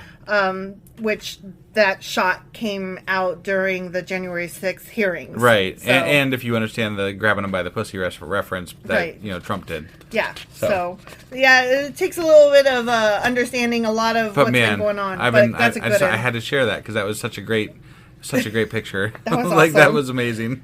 I really liked that. Yeah. Okay, next section, the river. And then Asimov has in parentheses, Nile. Okay. Page 110. So the Greek historian Herodotus and a famous phrase called, let me start over. I'm getting myself, okay. So the Greek historian Herodotus was a famous, historian, whatever. Sure. There was a famous phrase that he used in his works, which called Egypt the gift of the Nile. Oh, okay. Instead of like vice versa, like you would think that it would be Egypt. Okay, I'm so sorry. Okay, anyway, so Egypt was the gift of the Nile. Okay. Okay. All right. Okay. Fair enough. Just leave it there. Yeah. I'm so sorry. I'm having a hard time like reading my notes sometimes, It's and fine. then I'm like, what did I mean there? So just leave it. Okay. We're gonna leave it. Just leave it. Okay. Anyway, the Nile is the longest river in the world. Yes. Yes. True. We all know that. Okay, the Nile flood is derived from the annual rains that fall not in Egypt, Okay. but in East Central Africa far upstream. Got it. Huh. Right? Yeah. Yeah. Huh. Yeah. Okay, that's it for that section. Okay. The next one is It called... never. I always forget that water runs towards the equator. Mm-hmm. So like whenever I'm looking at a map, I always think the Nile runs down. But then like you're like East Central Africa, and I'm like, oh yeah, it goes that way. Because I forgot those rivers run up. Do they really? They I do. didn't know that. Yeah. That's so interesting. And also toilet bowls spin the other way. So Oh, I didn't know that. everything goes. Yeah. Oh wow! I just learned a thing right now. Like on this podcast, you literally just heard my brain pop as the light bulb went on. Interesting. Okay, the next section is called "On," like turn on your brain. Okay. On page 112. Got it. Joseph married Potiphar's daughter, Asenath, which I think is a fucking awesome name. Yeah. And I don't recall reading that. I don't either. But it happened. I didn't even know that he had married. Daughter. Yeah, I didn't. Okay. Okay. I'll take that as true. Sure. Yeah. Okay. Yeah. I mean, true insofar as the Bible said so. Right. Well, Asimov told us it, so it can't be wrong. On is also another word for Anu. A-N-U. Anu. Okay. Okay? Yeah. And that city was of great religious importance, where they worshiped the Egyptian sun god Ra. Okay. Okay? Yep. And I'm going somewhere with this, so try to follow me, even though I'm not really trustworthy. So the Egyptians called that religious center Pa-Ra, or House of Ra. Okay. The Hebrew Beth Shemesh called it the House of the Sun. Okay. And the Greeks renamed it Heliopolis, which is City of the Sun. And that's current day Cairo. Ah, okay. Got it. So, this is like totally off topic, but there's these really tall obelisks, 2 of them, called Cleopatra's Needles. Okay. And they were taken out of Heliopolis, where they stood in Alexandria for almost 2 millennia. Wow. Before being moved and re-erected, one in London and one in New York's Central Park. Really? And they are still there to this day? Yes. For For real. For real. Yeah, no, I got you. Like, I was like, get the fuck out. And so I looked them up. And there's got to be a story behind why they're there. They were gifted by various people. I think the one in London was gifted to pay off a debt, like a monetary debt. Got it. And the one in New York was gifted, I forget why, it was some like political Congratulations thing. on being a country.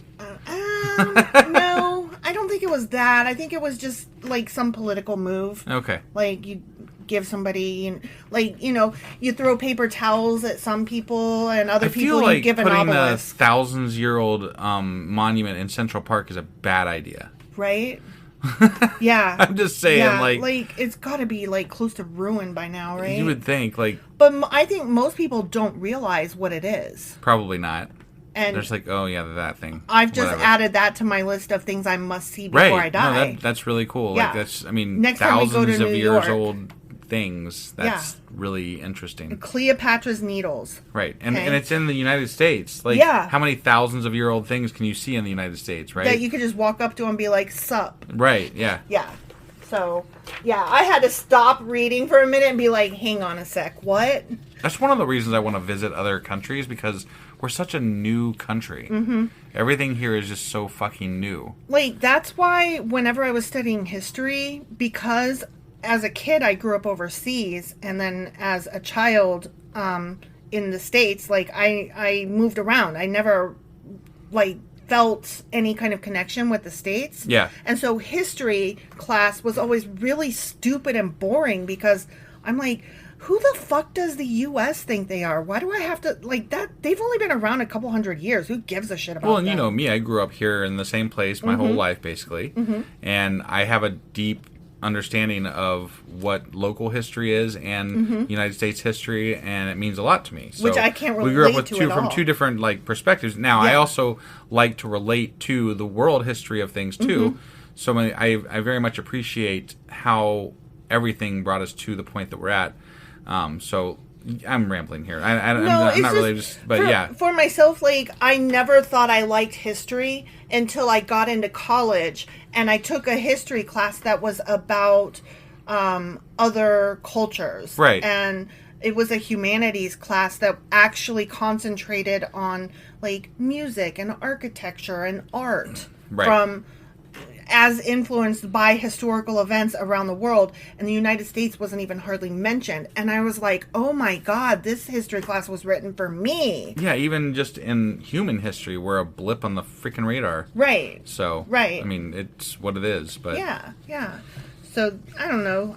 This is interesting stuff to me, but I really want to go see Cleopatra's Needles. Yeah, I'm with you there. Both of them. We should do it. But definitely the one in New York. There's no reason not to. Right. Agreed. Okay, so next section is Goshen, page 113.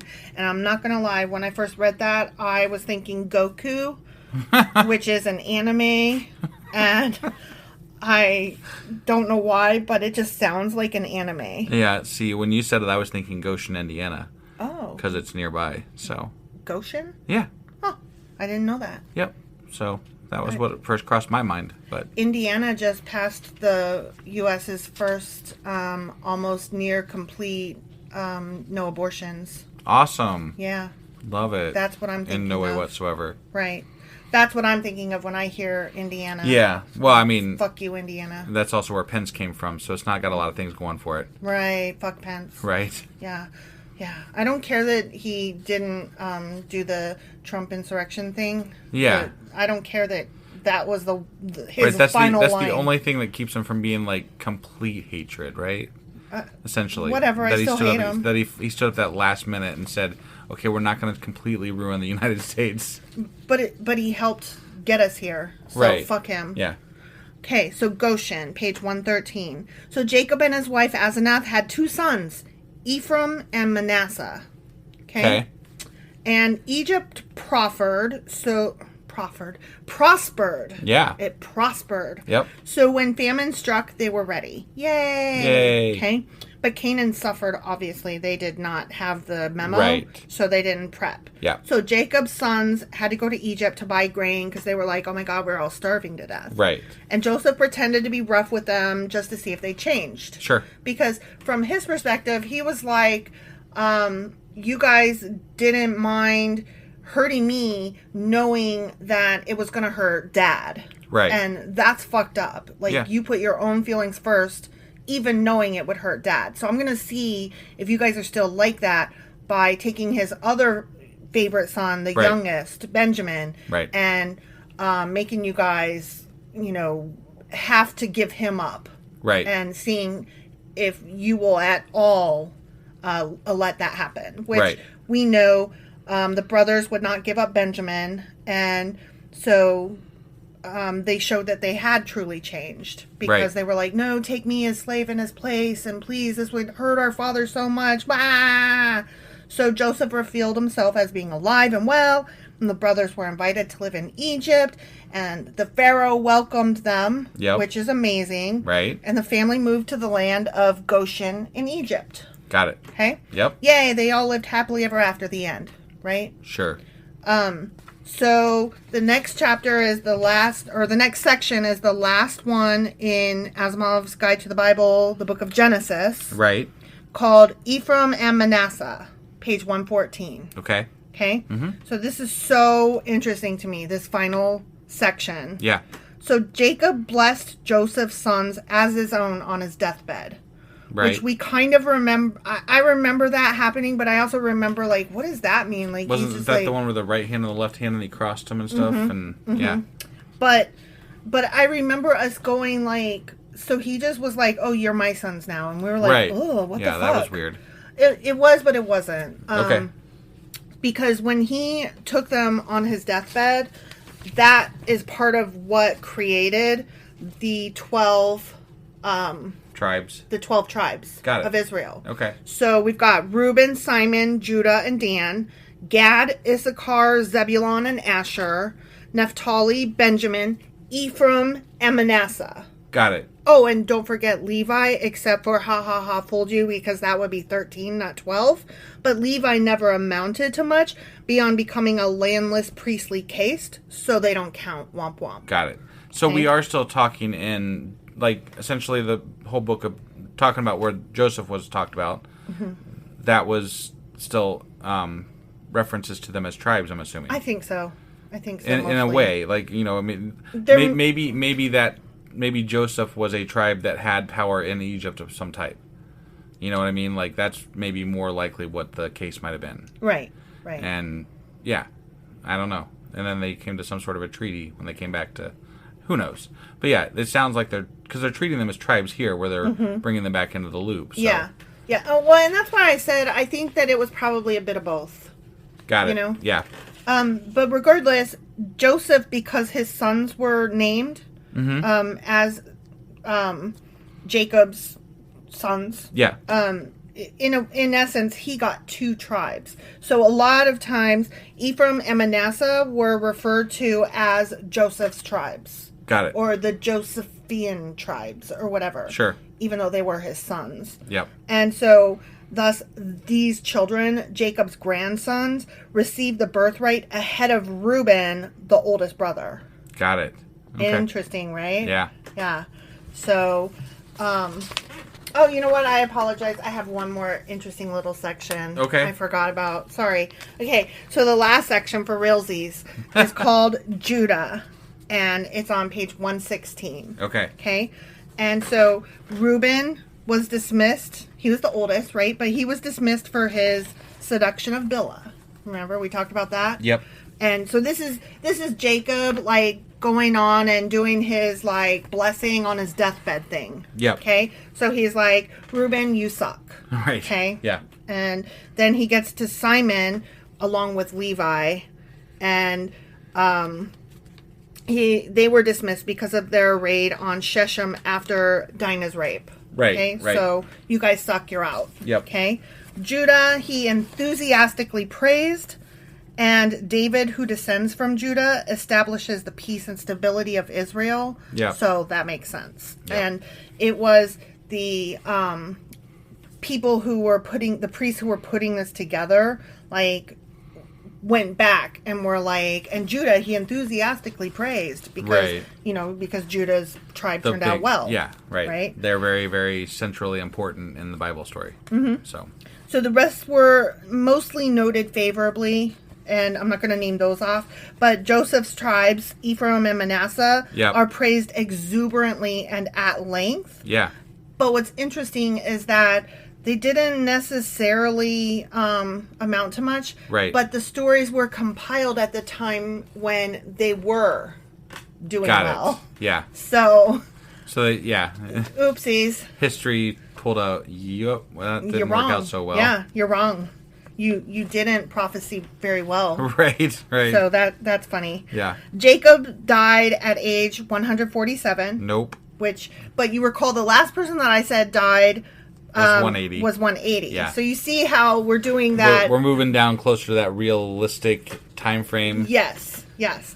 And he was brought back to Canaan to be buried in the cave of Machpelah with his grandparents Abraham and Sarah. Right. Oh, see, that's where I got the Sarah from. Yeah. Abraham and Sarah. Right. Yeah, I knew Jacob's wife was it is Rachel. Yeah, I looked it up after you said that. I didn't, Oh, okay. You were still going on about stuff, so I just let it slide. But yeah, it was Rachel. Yeah. See, I wrote it wrong, but I said it correct. Right. Yes. My brain works sometimes.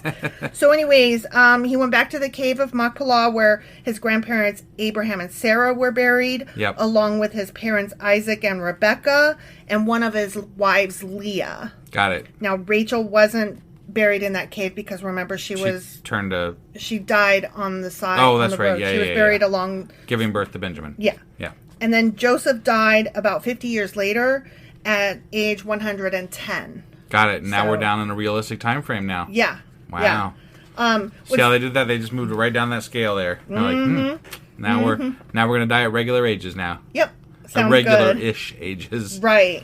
So when we go into Exodus next Saturday, Yeah. or Sunday, sorry, next Sunday, Right. that picks up 400 years after this. Right. So I don't know if you recall that, but at that point, like, that's when Egypt forgot that Joseph and all of his people there are awesome or whatever. Yeah. And so they had to leave. They're enslaved. Right. Yeah. Yeah. But when we start the book of Exodus, that starts on page 118 and goes through page 153. Okay. And the sections that we'll be covering are Exodus, Ephraim, Pharaoh of the oppression, Okay. Pithom and Ramses, the daughter of Pharaoh, Moses, Midian, Pharaoh of the Exodus, Horeb, Jehovah, Aaron, just kidding, Aaron, the magicians of Egypt, which I was like, what? Yeah. Passover, Abib, the Red Sea, Pi-hahiroth, Omer, Amalek, Joshua, Cherubim, the Urim and the Thummim, and the molten calf. Awesome. Okay. You know, I have to say one thing. What's that? Passover, I never, like, that was, when we read about Passover, I was like, Jesus, that is some fucked up shit. Mm-hmm. Like, Passover is some fucked up shit. Yeah, it is. Like, I'm like, you know, it's just this innocuous, like we celebrated small today, little holiday whatever thing that we quote unquote celebrate or whatever. We know about it. We know about it. Yeah, hear I've the never. name. Have you ever celebrated Passover? I have, not myself, but my parents did and do, and I knew about it. I knew that it existed. I never knew that anybody ever celebrated it, but like it happens. And then when I found out like what it was, Right. I was aghast. I'm like, this is fucking horrible, guys. Right. Like, why? Jesus. Why are we? And if you don't why do remember, we? just wait until we talk about this again next week because Passover is fucking trash. Well, I don't know that we'll get to it next week. It'll be in the weeks to come. Oh, okay. Yeah, because Well, it looks like it's far down the list here. Wait till we get to Passover Yeah. sometime in the near-ish future. One of these Sundays coming up Yeah, here. because Jesus Christ. Yeah. Fuck Passover. Fuck Passover. Yeah, right? It's disgusting. Yeah. All right. Well, is that all we got for today? That's all we got for today's Sacrilegious Book Club. All right. Let's wrap this up. And don't forget, we also have our Weekly replay today, if that's your thing, which you're probably not listening to the single episode if you listen to the replay. So I don't know why I even said that. But whatever.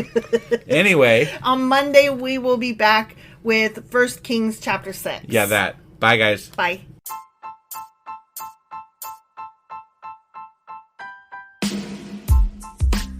Hey, wife. I guess that's the end? But husband, that's just sad. It doesn't have to be. We are on lots of social media platforms like Twitter. Our handle there is sacrilegious_D. For D's nuts. Oh my God. Stop doing that. Anyway, we're also on Facebook, Instagram, and Pinterest. There's a link to all of our social media sites at our website. Ooh, we have a website? Yeah, it's sacrilegiousdiscourse.com, where you can also find a link to our merch shop. We have a merch shop? Yep, we have podcast-themed clothing, mugs, notebooks, and more, as well as an atheist and science-themed products. Wow, our fans should really go check that out right now. Definitely. They can get in touch with us by sending an email to sacrilegiousdiscourse@gmail.com. But before they do that, we could really use some help. Oh yeah? With what? Well, it's not free running the podcast, and we need some financial support in order to get better equipment, which will free up time so we can concentrate on our podcast and our fans. Okay, so what should they do? Head over to patreon.com/sacrilegious discourse and sign up as a contributor on our podcast. Supporters there receive additional bi-weekly episodes that we record just for our Patreon members for as little as $2 a month. Also, we'd really appreciate it if you would like and subscribe on whatever platform you're using. And Apple Podcast reviews help us out tremendously. Like and subscribe. Leave an Apple review. Join us on Twitter. Support us on Patreon. That's a lot of instructions. Don't forget to say thanks. Thanks. Okay, bye.